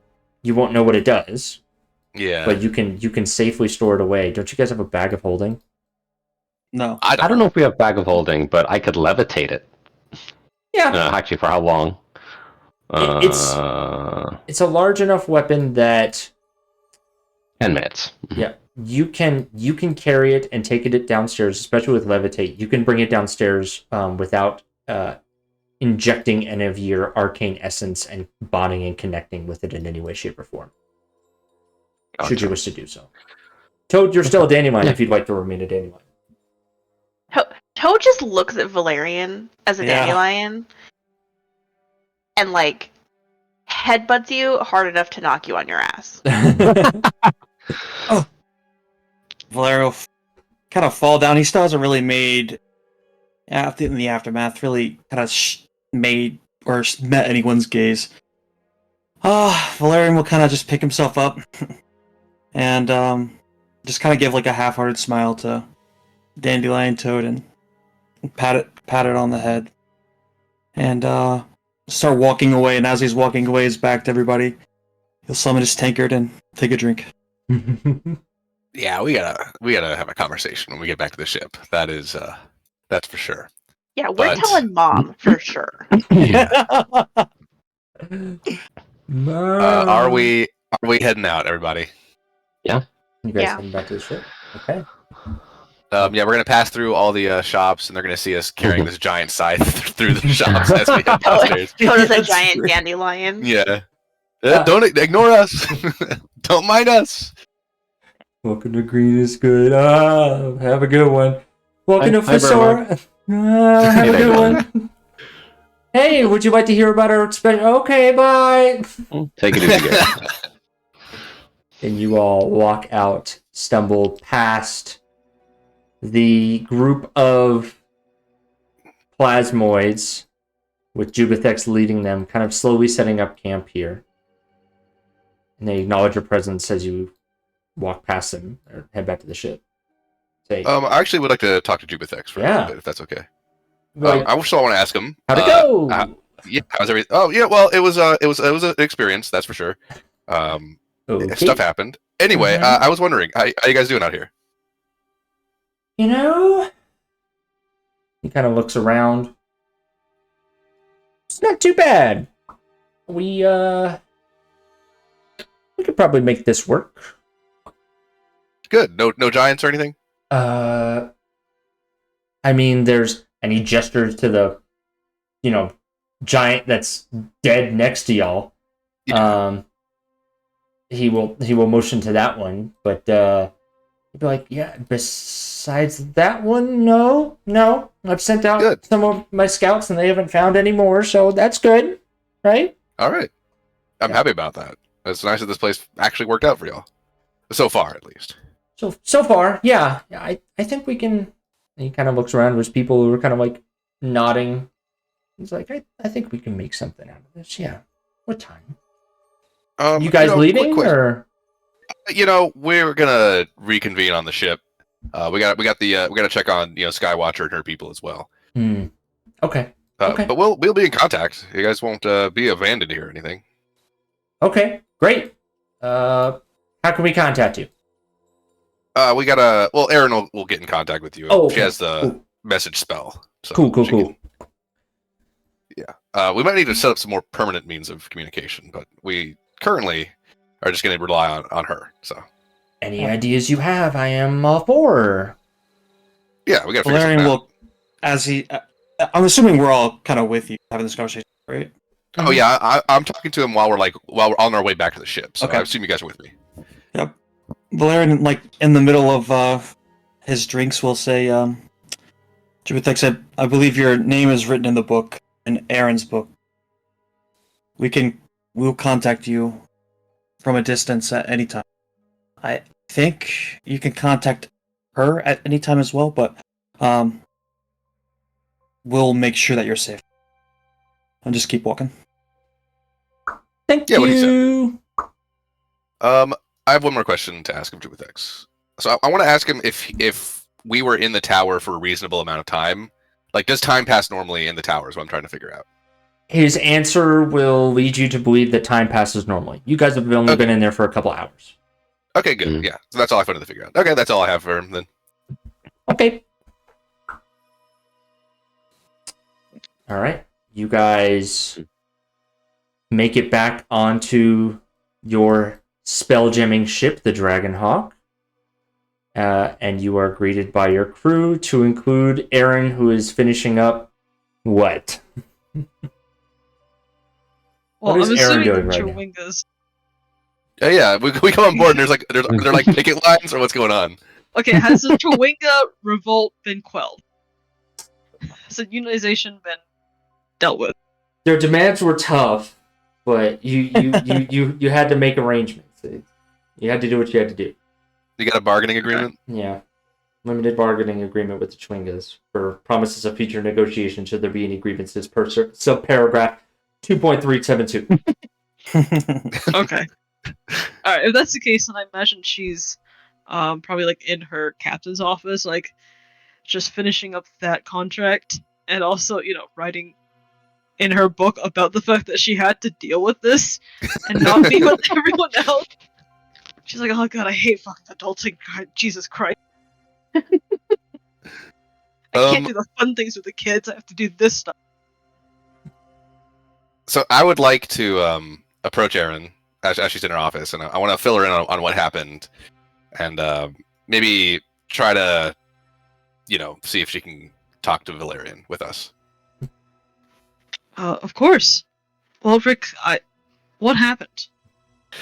Oh boy, I'm obviously going to give her the facts of what happened, but I guess I'll add some editorial additions as well, in the way of, so Val kind of took an opportunity to get what he wanted at basically any price, and he's been kind of a little reckless with himself lately, and I don't think this is something that can continue, and him also be the man piloting our ship. Because right now, I mean, I trust the man with my life, but if he keeps doing this, it could get really bad. Alright, let's start from the beginning. Clearly, what was he doing? What was the situation? Does anyone else want to be with me in this conversation, by the way? He tried to trade away whatever. He said yes without knowing the terms in order to restore his honor, his name. Well, there's like everyone except for Val right now? Yeah, Val. I kind of figured this. Yeah, Val on another scene is in the. He has finished all 3 of his gulps of his tankard, and he is now dipping his tankard into the water that they got from the Revelers Dements, and taking some sips. Go ahead and make me that Constitution saving throw, right big dog. Yeah, I am trying to get actively drunk. No save required. Then you're under the poison condition. Okay. And if there was adversity, you'd be rolling it. Poison. Oh, 1000%. We might have to have a talk after this session about that. Yeah, for sure. All right. Emergency intervention. Emergency meeting. Setting that up. That's what we're doing. Right, but like seriously, like out of character, I don't really know actually what happened. I like generally know the gist, so I will need someone to actually. Oh yeah, I fill in remember here. when you came in. So basically, we went through a few floors. Most of them were shops. We came across a perfumer and an herbalist. We kind of tried to figure out what was going on with the tower as well. We ran some experiments. Like Toad left a flower on one of the floors, and then we went down a floor and back up to that same floor, and the flower was gone. So we kind of figured that everything resets. No one remembers us when we go back to these shops either. But we found more dust. Like the dust we saw in the chair on the library level, where the healing potions that Val bought were, there was more dust, and it also disappeared. Yeah, that's about as much progress as we made on the mystery of the tower.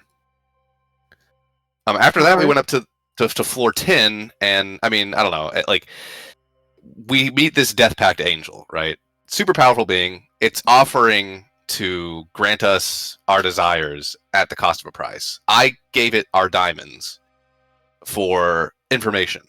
Didn't give me much information, I'll tell you that much.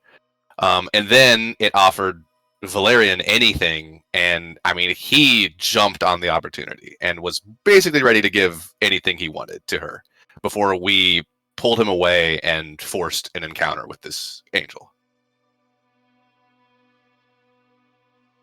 And Alaric, at this moment, wants to add some, detail. And it's like, and to be frank, if the Death Pact angel had spoken to me instead, we would be having this conversation, or you would be having this conversation about my willingness to trade the store away.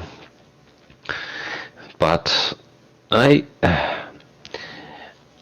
think this is a clear illustration of priorities and an opportunity to align them the goals of the Dragonhawk Initiative with something that what we find personally of very high worth. From what I understood with Valerian's bargain, his pact was that he wanted a restoration of his name.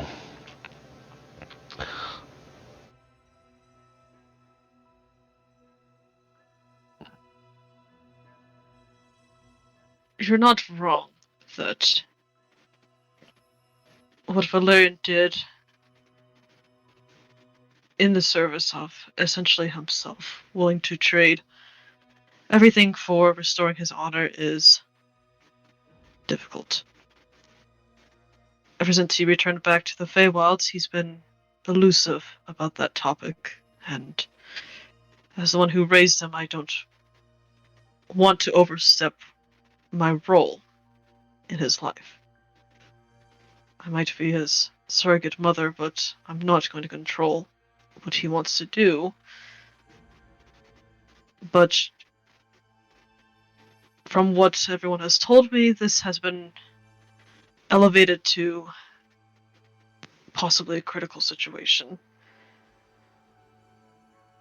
I'll have to consult more on what Death Pack angels can do, but if such a being is willing to give him that honor in return for anything, we have to remember that we are dealing with a higher entity that can essentially manipulate time and space itself. What he wants could essentially rip apart the fabric of reality. And that is very difficult to reconcile with when you have the opportunity to get what you want. Yeah, that doesn't sound good. So, I, I mean, I served with the guy, but what's the story here? Like, how could this be this important for him? I mean, he'd be willing to give. It sounded like he was about ready to throw it all away for this. I mean, again, Rick, I figured you would be the one who would know the most about what happened during the war. I haven't tried to push him on that topic. I know it's very sensitive to him. Well, it wasn't good. I mean, none of us really like talking about what happened there, but okay, we gotta. I think right now, by the way, he's doing that thing he always does, where that tankard. We gotta maybe do something right now at the very least. Perhaps we should try to see this from a point of compassion when we speak to him. I'm angry, but it seems that he feels bad enough. The issue right now is that he doesn't wish to communicate what is ailing him. But it has gone to the point where whatever secrets that he's keeping is affecting other people. It's affecting everyone's well-being.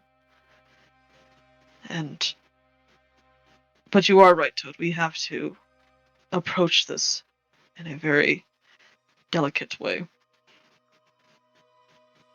As long On as the he's note not... of Go ahead. on the note of compassion, I do want to remind everyone that we were in a dire situation as soon as we walked in there. That angel robbed you of your diamonds. I don't believe you'd call that a fair deal, and we couldn't leave. We weren't at liberty to leave until he was fully satisfied with robbing us. That's Valerian, and I want to remind everyone, I were particularly vulnerable to her. Should offer some insight that this was a trap. This was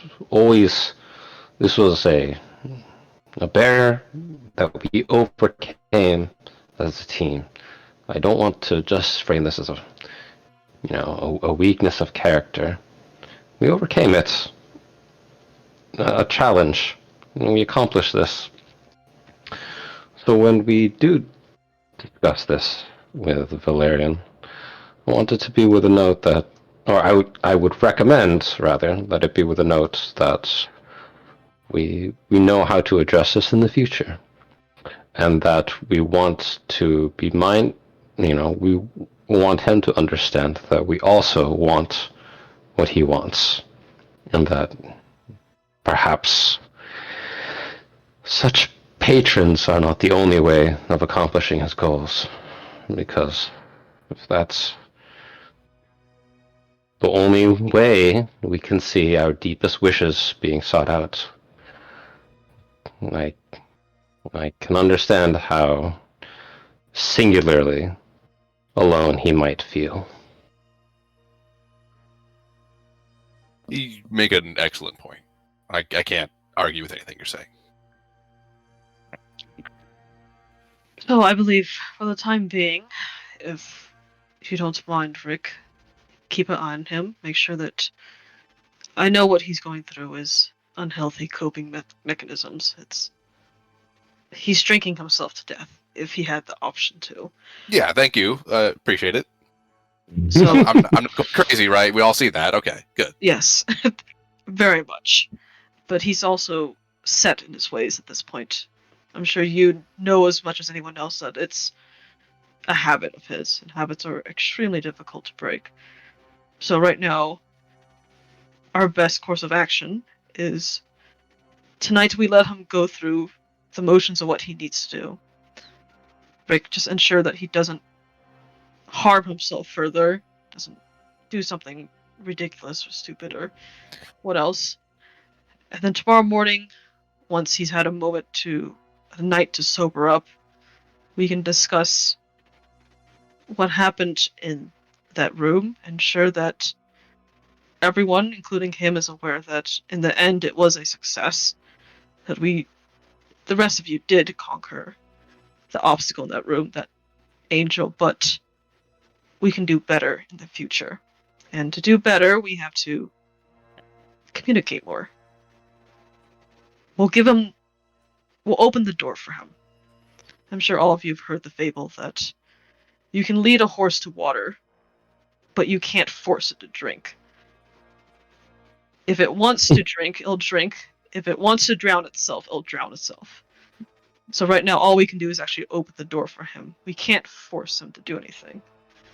But we can ensure that he knows that he's surrounded by those who will support his endeavor, who will help him grow, rather than give him what he wants and take away everything else. Again, we can always learn from all the stories that we've grown up with. The fact that if you give a fish to a man, he'll eat for a day. But if you give him the fishing rod, he'll eat for the rest of his life. And he has to understand that what the angel was giving him was the former, but what we can give him is the latter. Yeah, he seems. I don't know. It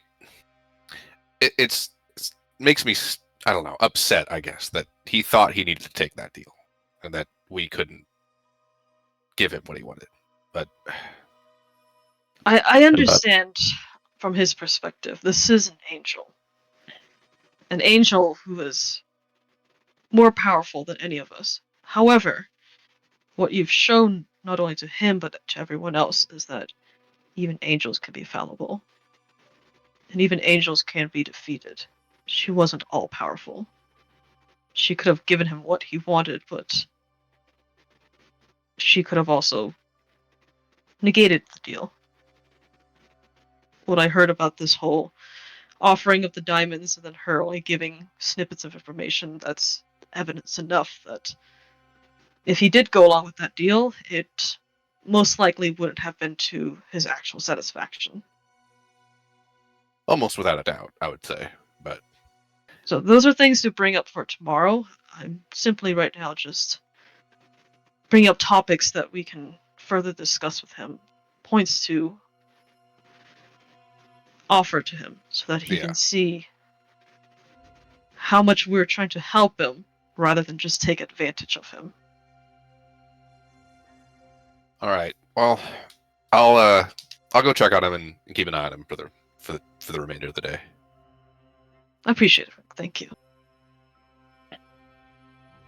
And what is this that you've brought to me? I just imagine like the site is just sitting there. Yeah. Oh, yeah, Oh, that's there's You can tell I her. totally forgot about that. yeah, no. It was just like, oh, I almost forgot. Yes, the angel was in fact wielding this scythe, and we all felt reason to suspect interacting with it until an expert like yourself could detect whether or not it also offered any unsavory deals. But Alaric shrugs like that. There seems to be a choice, a trade-off, as a theme coming up in many of these towered halls. So that would not surprise me. Interesting. I feel like I've heard a story about someone wielding a similar scythe to this, but she was a girl, not an angel.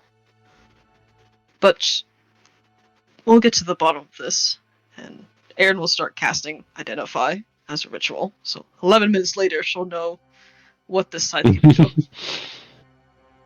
It's crazy. It's almost like it's straight from the stories that you have heard from back in the day. This What? scythe can be... Its name is the Mothwing Scythe, and it is an item built in D&D Beyond. Ooh. It's been built in D&D Beyond for quite a while. It is not a cursed item. However, Oh. it is what I like to call a dynamic item. And dynamic items can change with the wielder, be it good or bad. I also consider cursed items dynamic items. But this item is not inherently cursed. So you all can look up the Mothwing Scythe. I hate that you immediately remembered, Minnie. No, I remembered when the fight was going on. I was like, I think I feel like I know what this is. Okay. It's been some years. How did this end up with her? That's what I'm saying. And it's like, I've heard something about this, but interesting. Yeah, and then if anyone's sticking around, Eric will tell the group about, like, this is the scythe, what it can actually do. I'm assuming everyone can, like, look it up so I don't actually have to tell you. You're right. So I've been doing a lot of briefs, and, like, that's the big thing is, like, if someone can read, just let them read. Let them feel like they're smart, okay? Just don't tell it to them. All right. So, anyone else have anything they want to do before we move on? I think Toad's just gonna sneak away and make the flower that blooms on top of a valerian plant and place it in Valerian's quarters. Oh. That's all. Well, That's so sweet. if you guys want to keep going, we can take a quick 10-minute break. I'm good to keep going, but it's up to you guys. I'm off tomorrow, so. I graduate tomorrow. It's literally like we're just showing up to Civies and grabbing our certificate and getting the fuck out of there. So I don't leave Tucson until like Saturday. So I'm okay to keep going. Minnie, fair warning, you are Yes. being recorded. That's totally fine. OPSEC. OPSEC. But yes. Yeah, it's Yeah, fine. I'm completely fine. I usually am, so but I obviously if someone doesn't want to go, that's complete. Is out of character. Does anyone want the Mothwing Scythe? I need to look it up first. I need someone to give me a link to it if I can find. I don't know how to find it in D&D Beyond. If you go to inventory and you just go to the search bar. It'll be in the search bar. Yeah, it'll be in the search bar. You should be able to find it. Let me know if you can't. But okay, we'll take a quick 10-minute break, and then we'll be back. Let me pull up my intermission screen on OBS. Ooh. All right. We'll be right back.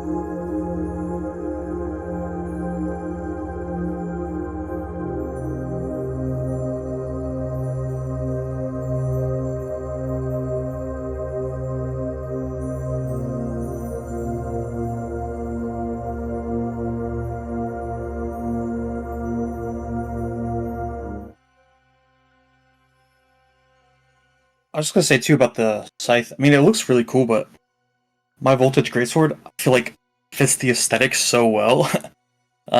It does. But the scythe is sick though. That is such a Mhm. cool weapon. It's a reach weapon too.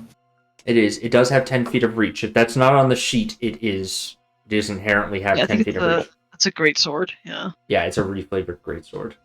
So, but yeah, it does 2d6. Does have a reach 10 feet.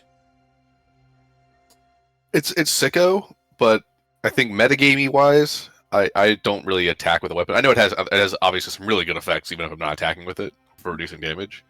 But it does feel like kind of a waste to have like this Yeah. sicko weapon that I'm just never gonna pull out and use, basically. I feel like it would be even Rick carrying it around would be so Yeah, so bigger than him. it is technically a heavy weapon, so you'd need to have a pretty high strength score, Rick, because you are a small creature.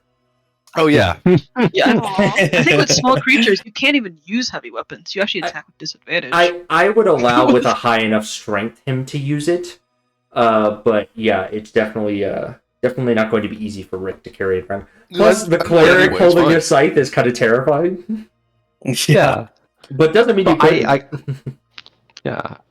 I was With thinking that Toad? it would be really cool if, like, Alec, if, like, people wanted the effect, but in different forms, like, oh, maybe it's, like, it would replace, like, the religious focus? I forget what the caster, what the cleric, like, arcane focus is called. Symbol of... oh yeah. Whatever. I think it's symbol of faith. Holy something like symbol. Yeah, symbol of that. Holy faith. symbol. There we go. Yeah, there we go. Holy symbol. Or serve as like another charm for either Toad or Valerian, and then sorry, you were about to say or talk about it, Aaron. I mean, I think either maybe like Toad or Aaron could probably use it pretty well. Mhm. Because I think right now Aaron's using a staff, but You can cast your Lele on it. yeah, that's the thing. So it's like I don't know if we can like infuse the abilities of this moth wing scythe into her staff, possibly. Like I'm not super married to the shard, so we can always like pass it around and be like, hey, like if you need to use it, like it's because as is like she has the shard, but she also gets resistance to fire sometimes. So it's like just it's just extra stuff on top of her rather than like being like, oh, this is a good like step up for Aaron. So if someone does want the shard, I'm like more than happy to give them the shard and see if like we can do something with this Mothwing scythe for Aaron. Is it the ice there's shard a- thing that we got? Yes. that you're talking about? Yeah. So there's a very interesting item archetype. There's an item I know of called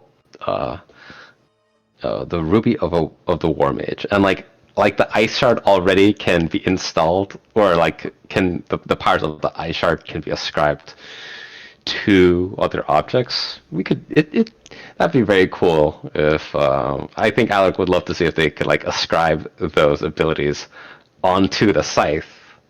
Yeah, that actually. I mean, Valerian has the Ruby of the War Mage embedded into his greatsword.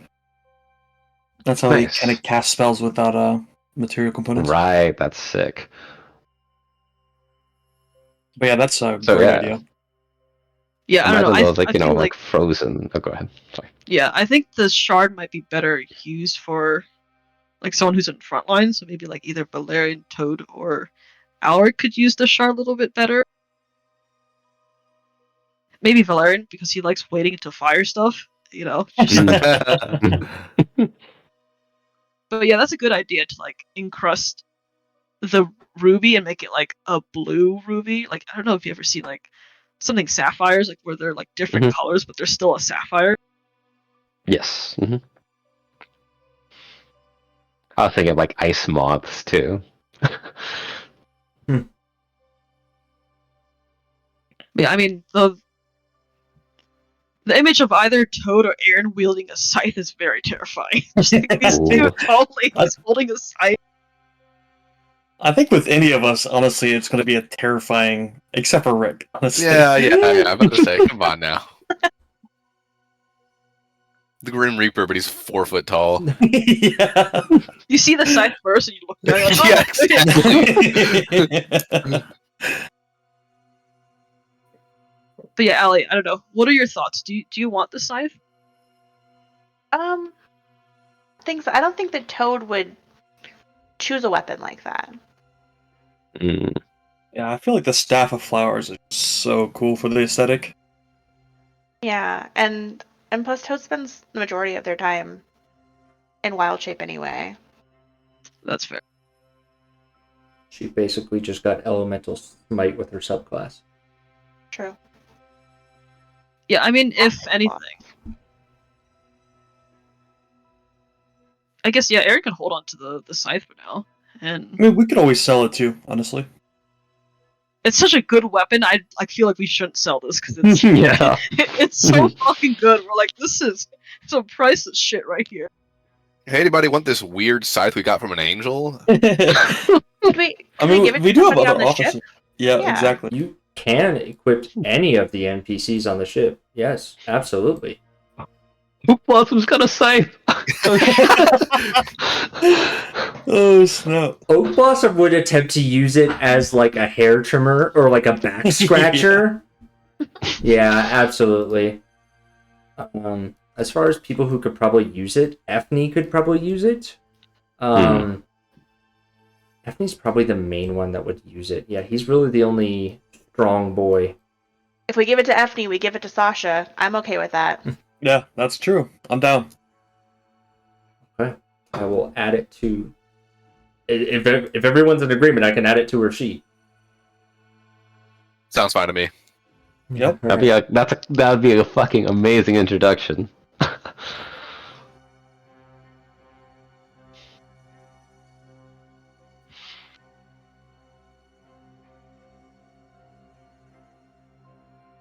Mhm.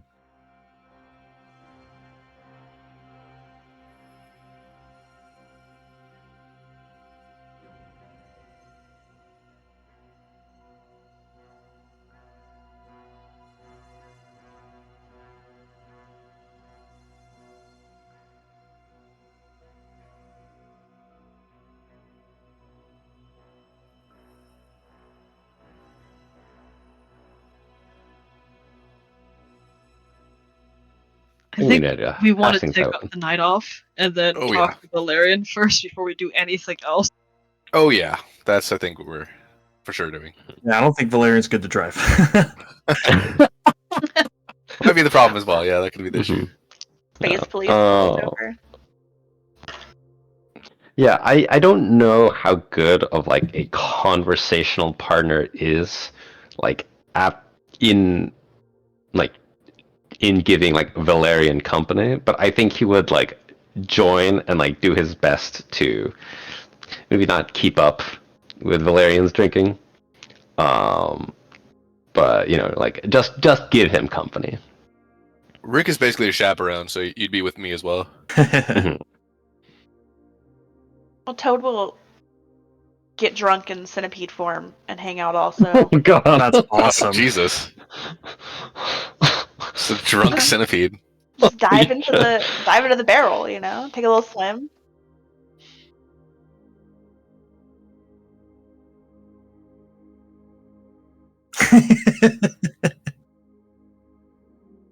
That's awesome. But we're having a good time.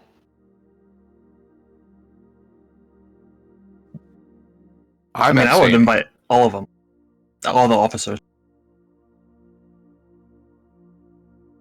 But Valerian, I mean, if everyone, whenever everyone starts to come and start to have some drinks with them, and probably right after Toad and Caterpillar. Is it Caterpillar? What are you saying? No, centipede. Centipede. Much more terrifying, Yeah, true.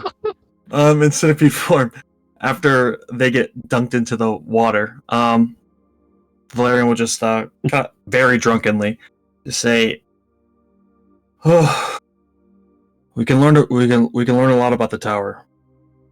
It's really interesting, but Guys, that was close. We almost died. You give yourself some credit. You know, you did pretty. You helped us out a lot back there. Kept missing her with my sword. It was just so useless. I mean, Her she wings can were fly. so annoying. Yeah, Yeah. Yeah. I had a fireball. I threw that at her. it's pretty good. It's a good fireball, man. Yeah, I think. Remember that in the sequence of time, you're always the one to act first after her. So she had to stop you. That gave us the opening to cover each other, to bring her down, to heal each other. She had to Howard, stop you. you were awesome out there. You were so good. That tentacle is doing such a good job. Isn't it? Yeah, how is I- that, by the way? Is that weird? I mean, tell me how that feels. Yeah, it looks kind of weird. I'm not gonna lie. I've learned to stop saying we, or That's good. to Oh. forget saying I. Yeah, I'm embarrassed, but that more about the grammar than anything. But it's an extension, and perhaps not the most aesthetic thing to witness. Hey, when I see it, it's really cool.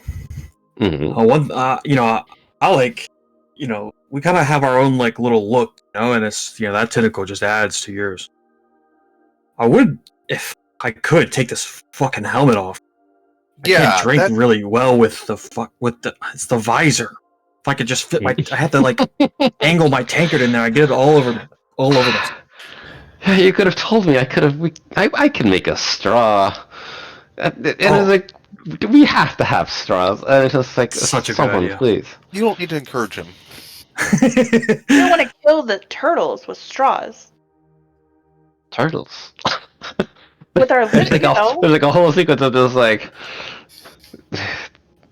me making. It's like me making straws leads to the death of a species, and it was like I'm more powerful than I thought. Alric's the cause of pollution in the sea. Canon. Did you make a metal straw? A metal straw is more lethal or less lethal in this situation? I think the turtles just wouldn't try to eat a metal straw. I don't know. Maybe I should become a turtle and try. Oh, that's an idea. Mm-hmm. Toad, do you feel? He'll like kind of pat his belly. Do you feel the fire? This is good stuff. Yeah. Guys, I can turn into a giant centipede. Yeah, That's we saw. kind of cool. It's a little. So It's what too many has a legs. Tentacle out of his arm, but you're afraid of a bug? I mean, look, it's one tentacle. If you think about it, a centipede is like many tentacles.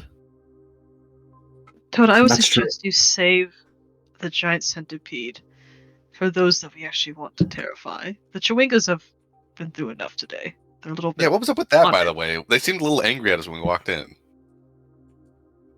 Well, like, when you picket signs. consolidate, when you consolidate many aimless nature spirits into one potent form, whenever a mass has a leader, they tend to be very fanatic to that single leader. So, this little Chewinga is both it's a double-edged sword, essentially. They're very insistent on things. Are they They a were cult or a union? At this point, I don't know. It's kind of both. Part of me is afraid they might actually try to take over the ship, but they were asking for maternity leave. They Unreasonable. need Was that? not. I wasn't aware they needed that, but apparently they do. So they want 1 day of the week off right now, which we should give them. I think that's very fair. Seems fair. Yeah. And they were also asking for some of your diamonds, Rick. Oh, that's going to be an issue. I promised them that they would get a share of that later. Yeah, later. That might be can maybe organize on that one. I think we've all realized at this point they have a fixation with gems, and diamonds apparently to them is the epitome of all gems. Specifically, the Chewinga boss wants to put it on their purple worm sword. Yeah, Okay, that would Yeah. look sick. I'm not gonna lie. yeah. I mean, Wouldn't have to be he's not big. wrong. It could be a little so diamond. point of order. Do they value it for the shine, or do they value it for its inherent, value as a component of reviving others? Because if it's just the shine, there are shinier, transparent gems out there. The only thing I've seen a Chewinga do with those gems is eat it. And it disappears to somewhere. Because I've seen one of those Chewingas eat a gem that's twice the size of their body, and once my. it goes through the mouth, it just disappears. I don't know what they're doing with those gems, and I'm a little bit terrified to ask. They eat them. I guess there would be a texture difference. Never mind. But everything guys- is neutral, so don't worry. We may have to get some scabs, maybe to replace the ones that are picketing. I really don't want to scab the Chewingas. That feels like that's gonna be written down in a book later. I really don't want to be. Yeah, don't write that down. Don't write that down, Amale. Very DeKenneth. Very DeKenneth. Yeah. Listen, and Valerian will kind of take a seat next to the griffin that he's been training, and it's still kind of like not fully trained, so it's a little bit snippy. So he'll sometimes scoot away, but he'll sit down and say, Rick lost a diamond to that angel, and I don't know what do you guys think she was going to take from me? Buddy, she would have taken whatever you given her. Maybe take this fucking helmet off so I can drink better. I don't know. It's. I guess you guys kind of. Just to be clear, she had me. I think it was a charm. I've charmed some people before, and I think it was a charm. But I don't know if I would have done the same. I might have without the charm. But you guys can't tell anybody what happened.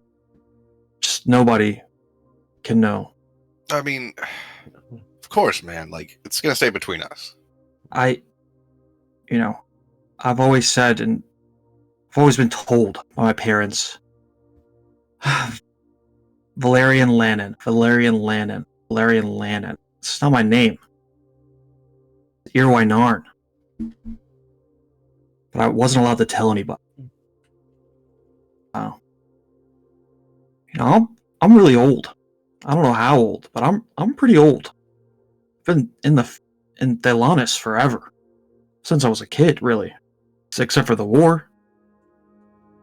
So I don't even know if I have immediate family out there, but I know the queen, the Irwinarn. She might even be my niece. I don't know. It could be my great niece, But I can't tell anybody, because if it goes back to the queen or to Onder or even to Carnathians that I think were the ones that got my parents, it might put you guys in a bad spot. Don't you see? Take another drink. Don't you see that's a gift? We can draw them out. We can make them come to us. That's how we can do this.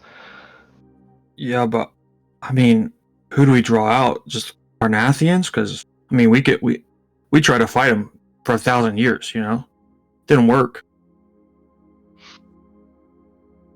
No ways. Even with even with the Queen and the Irwine family, I mean, I'm sure I don't really keep up exactly, with the family line or how that works, but I'm sure there's people there that would just call me a liar or blasphemer or whatever. They would take me off the ship, first of all. I mean, that's just a given. But I'd be lucky to have death. I don't know how that shit works. But I'm This sorry I all- lied to you guys. What you should know now, Valerian, is that we are your family. All of us here. At this point, we don't exactly have contact to our family back on Eberron, so we are what we have in each other. And we might not be bound to you by blood, but we are bound to you by friendship. We will support each other in whatever endeavors there are out there, against whatever problems happen, against whoever tries to tear us apart. And at the heart of it, we need to trust each other. And that's something that I hope everyone here can do for one another. Yeah, I mean, I trust you guys with my life. I mean, I served with Rick and Alric. I feel like we've tinkered on a lot of stuff, at least on the ship. But Toad, Male, I mean, I would do anything for you guys. But the reason I even put on this armor or try to make a deal is because with an angel, who knows if that would even worked, but I've tried for so long. I was so close to at least being recognized as Irwine. And it's just always something. That's why whenever you asked me, Amal, to come and pilot the ship and, be a part of this crew, I asked, I mean, even before we got to Xantier, I was asking about, writing the stories. It's not about the honor either. It's not about even the grandiose of the stories. It's just, I don't know, respect, something. I need my name back. If it's something that important to you, we will help you. You don't have to do everything on your own. You say you would do anything for us, but I think it's important that you remember that we would do anything for you.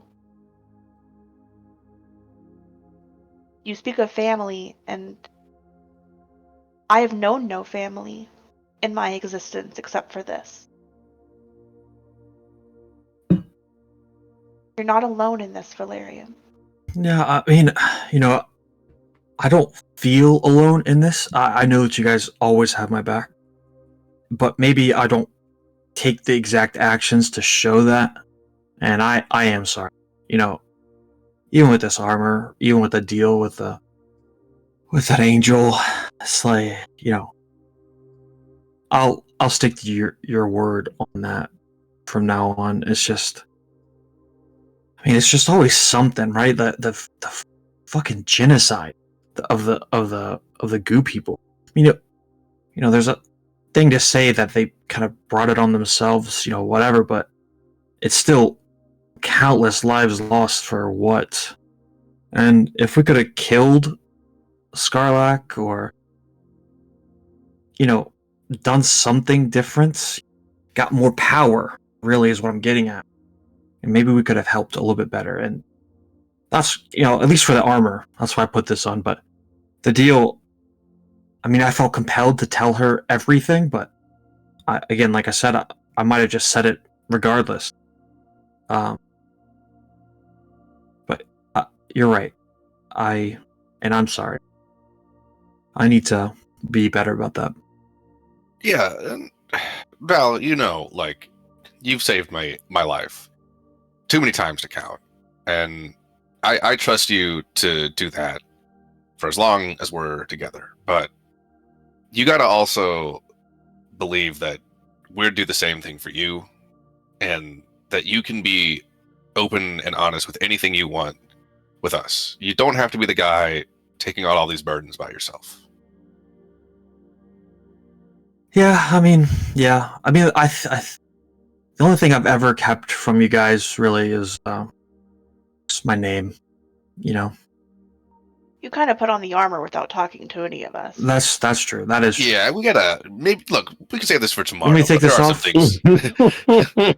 Rick, can you We're take this making off a of me? straw somehow that avoids killing turtles. We're on it. Yeah.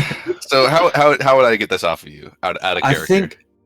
Well, Remove I think curse? Remove curse. Yeah. I don't have it prepared, Mhm. so I'd have to prepare it for you Tomorrow morning. tomorrow Yeah. morning. Yeah, we can get that thing off you. You need to take a shower, by the way. So Yeah. that'd be good. Oh my god. Yeah, you I do be would love to stinky. take a shower. Even I can smell you. I feel like the alcohol from the Revelist events is the only thing keeping the germs away, but it's making the smell even worse. There's Yeah, only well- so much precipitation can do to help. Yeah. It's like And putting believe on me- more cologne.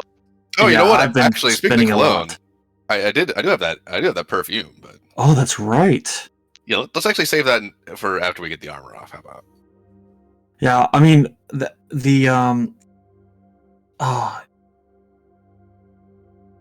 name Master Blip. He's making the plate armor for me already. I think he has about, I don't know, like 16 days left is what he said. Somewhere in between, so I could just wear regular armor. I don't care. Yeah, I if mean, you look. guys think it's best, I'll do it.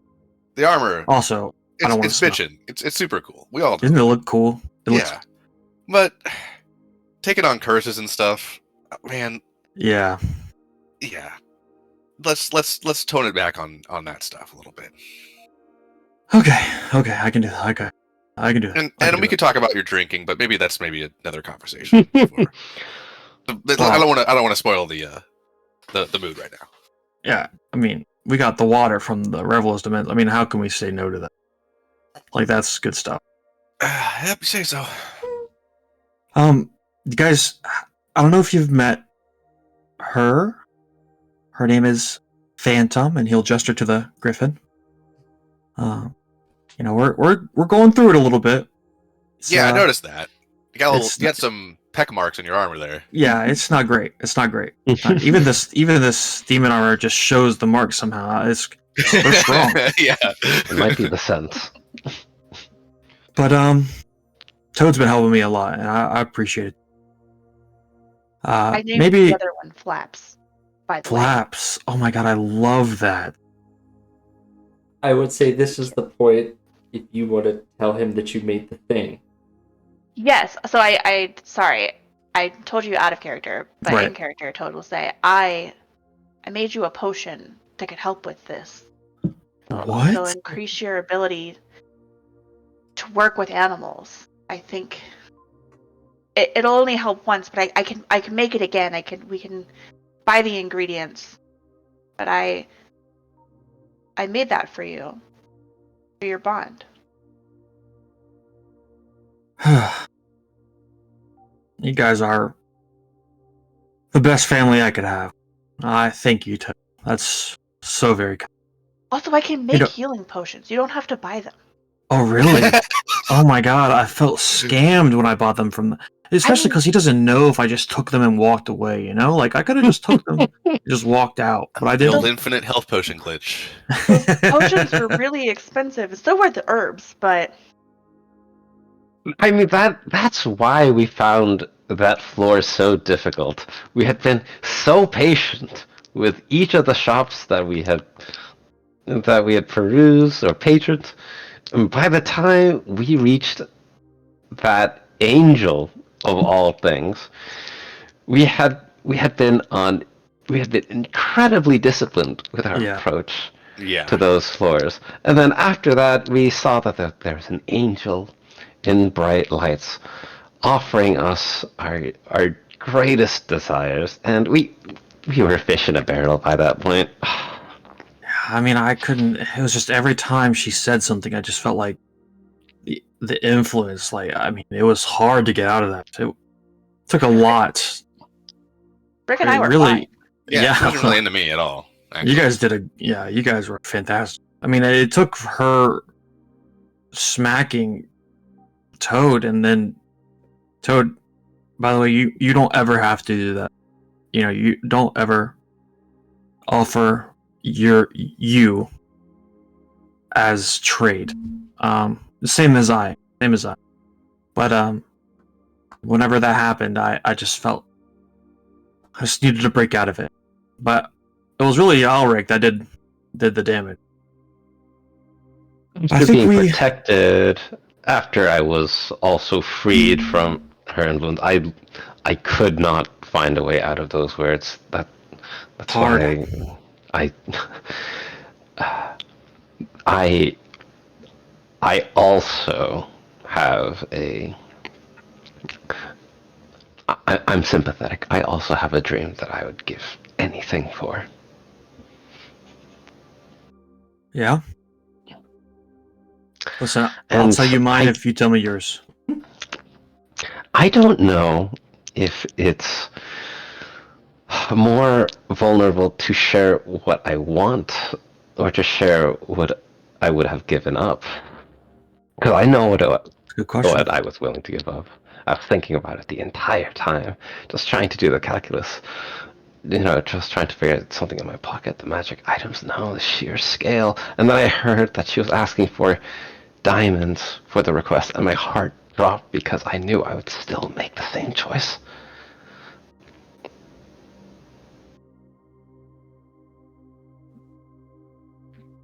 What was it? What were you thinking? I would have given up before hearing the price she extracted from Rick.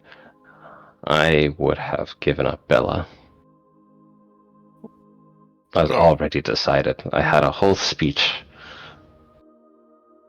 I was willing to say goodbye, all in my head. Well, don't let her hear that now. Yeah. She's too good. She's really Part of the team. part of the team. Part of the ship, part of the crew. Is that Gus coming down? If Gus pokes his head in and says that, leaves. Yeah. Yeah. Gus was coming and heard those little pieces as he was coming down to get his own little swig of that good ale. Hell yeah. Yeah. Valerian will just kind of look, obviously very drunkenly around the room, make sure no one else is there, and just say, I want my name, but I want to be making the decisions for Undair. I think 1,000 years of war, Rick, Toad, so many people died. I killed so many people. It's if maybe we made the decisions, if maybe I could exercise my name to make some decisions. I mean, king is a lot, but I think that's kind of out of reach, but I think I could do a lot of good. Stop the I feel like if people just share a drink together, talk out, I feel like we could get a lot of places. But that is an incredibly optimistic view. Yeah, I respect it, but I maybe don't share the same. Yeah, I mean, at least prevent the war. I mean, 1,000 years of death, of killing, I mean, my parents being killed is just another drop in the bucket of countless stories that are exactly like mine. Thankfully, I just got hidden away in Thelanis, so they couldn't find me, or they didn't really know about me. I don't know, but it's just senseless. It's a lofty goal to aspire to, but like every good story, you have to take it one page at a time.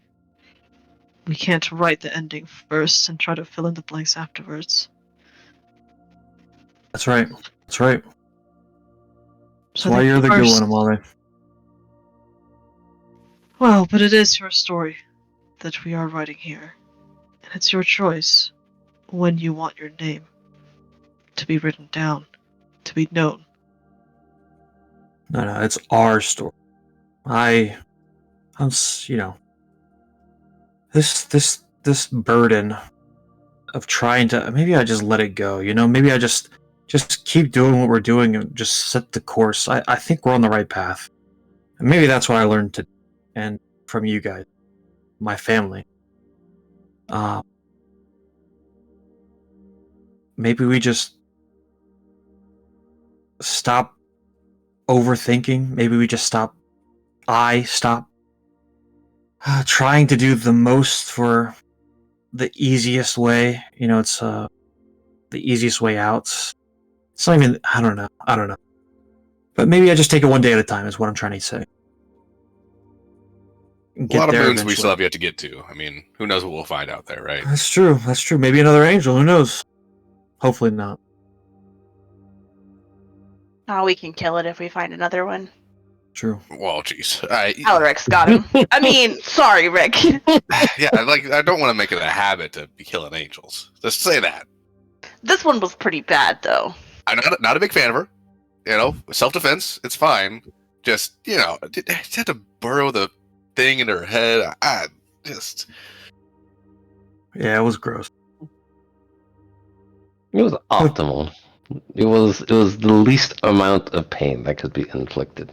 It didn't sound like it. Well, then we'll have to make repeated tests. Oh, For comparison. Oh, jeez. Listen, I trust you guys. I love you guys. You are my family. Amale, my brothers, my best friend, everything. But buddy, we got your back on everything. So, yeah, we're just worried about you. One day at a time. Tomorrow, Rick, take this fucking armor off me, please. I'm begging. Absolutely. Okay. I am fucked up. I'm gonna go to bed. Valerian will walk off. Stumbles off to his room. He'll take the flower that was left on his bed, a little hydrangea. Just twirl it in his gauntlets. And sleep very uncomfortably on his back. With that armor Hell on. yeah, brother. What are the rest of you doing? As you all take inspiration for excellent roleplay. Toad's still kind of drunk, is gonna turn back into a giant centipede and waddle at Rick. Oh, jeez. Hell yeah. Oh, God. Where do you even go to run away from a centipede? It can go anywhere. Oh, God. Skitter's over. Oh, God. Is it made of metal, at least? I mean, Yeah, but that's somehow creepier because it makes a ticking noise when it runs at you. the ticking noise. I'm gonna try to hide behind the griffin. Jesus. Do you want me to put up the gazebo and just let you sleep in the gazebo? Get me in there. Get me out of this place. It takes a minute for the gazebo to come up, so. No. Skitter. That's yakety sax just playing off. Fully summoned. Oh my god. I just learned what a shark is today. I don't need this. And with that, we will pan off to the antics of the Dragonhawk crew after a rough day in the tower, learning some things about each other and making some decisions. We will end the session there. Yeah. Ooh. Good job, everybody. Good shit, guys.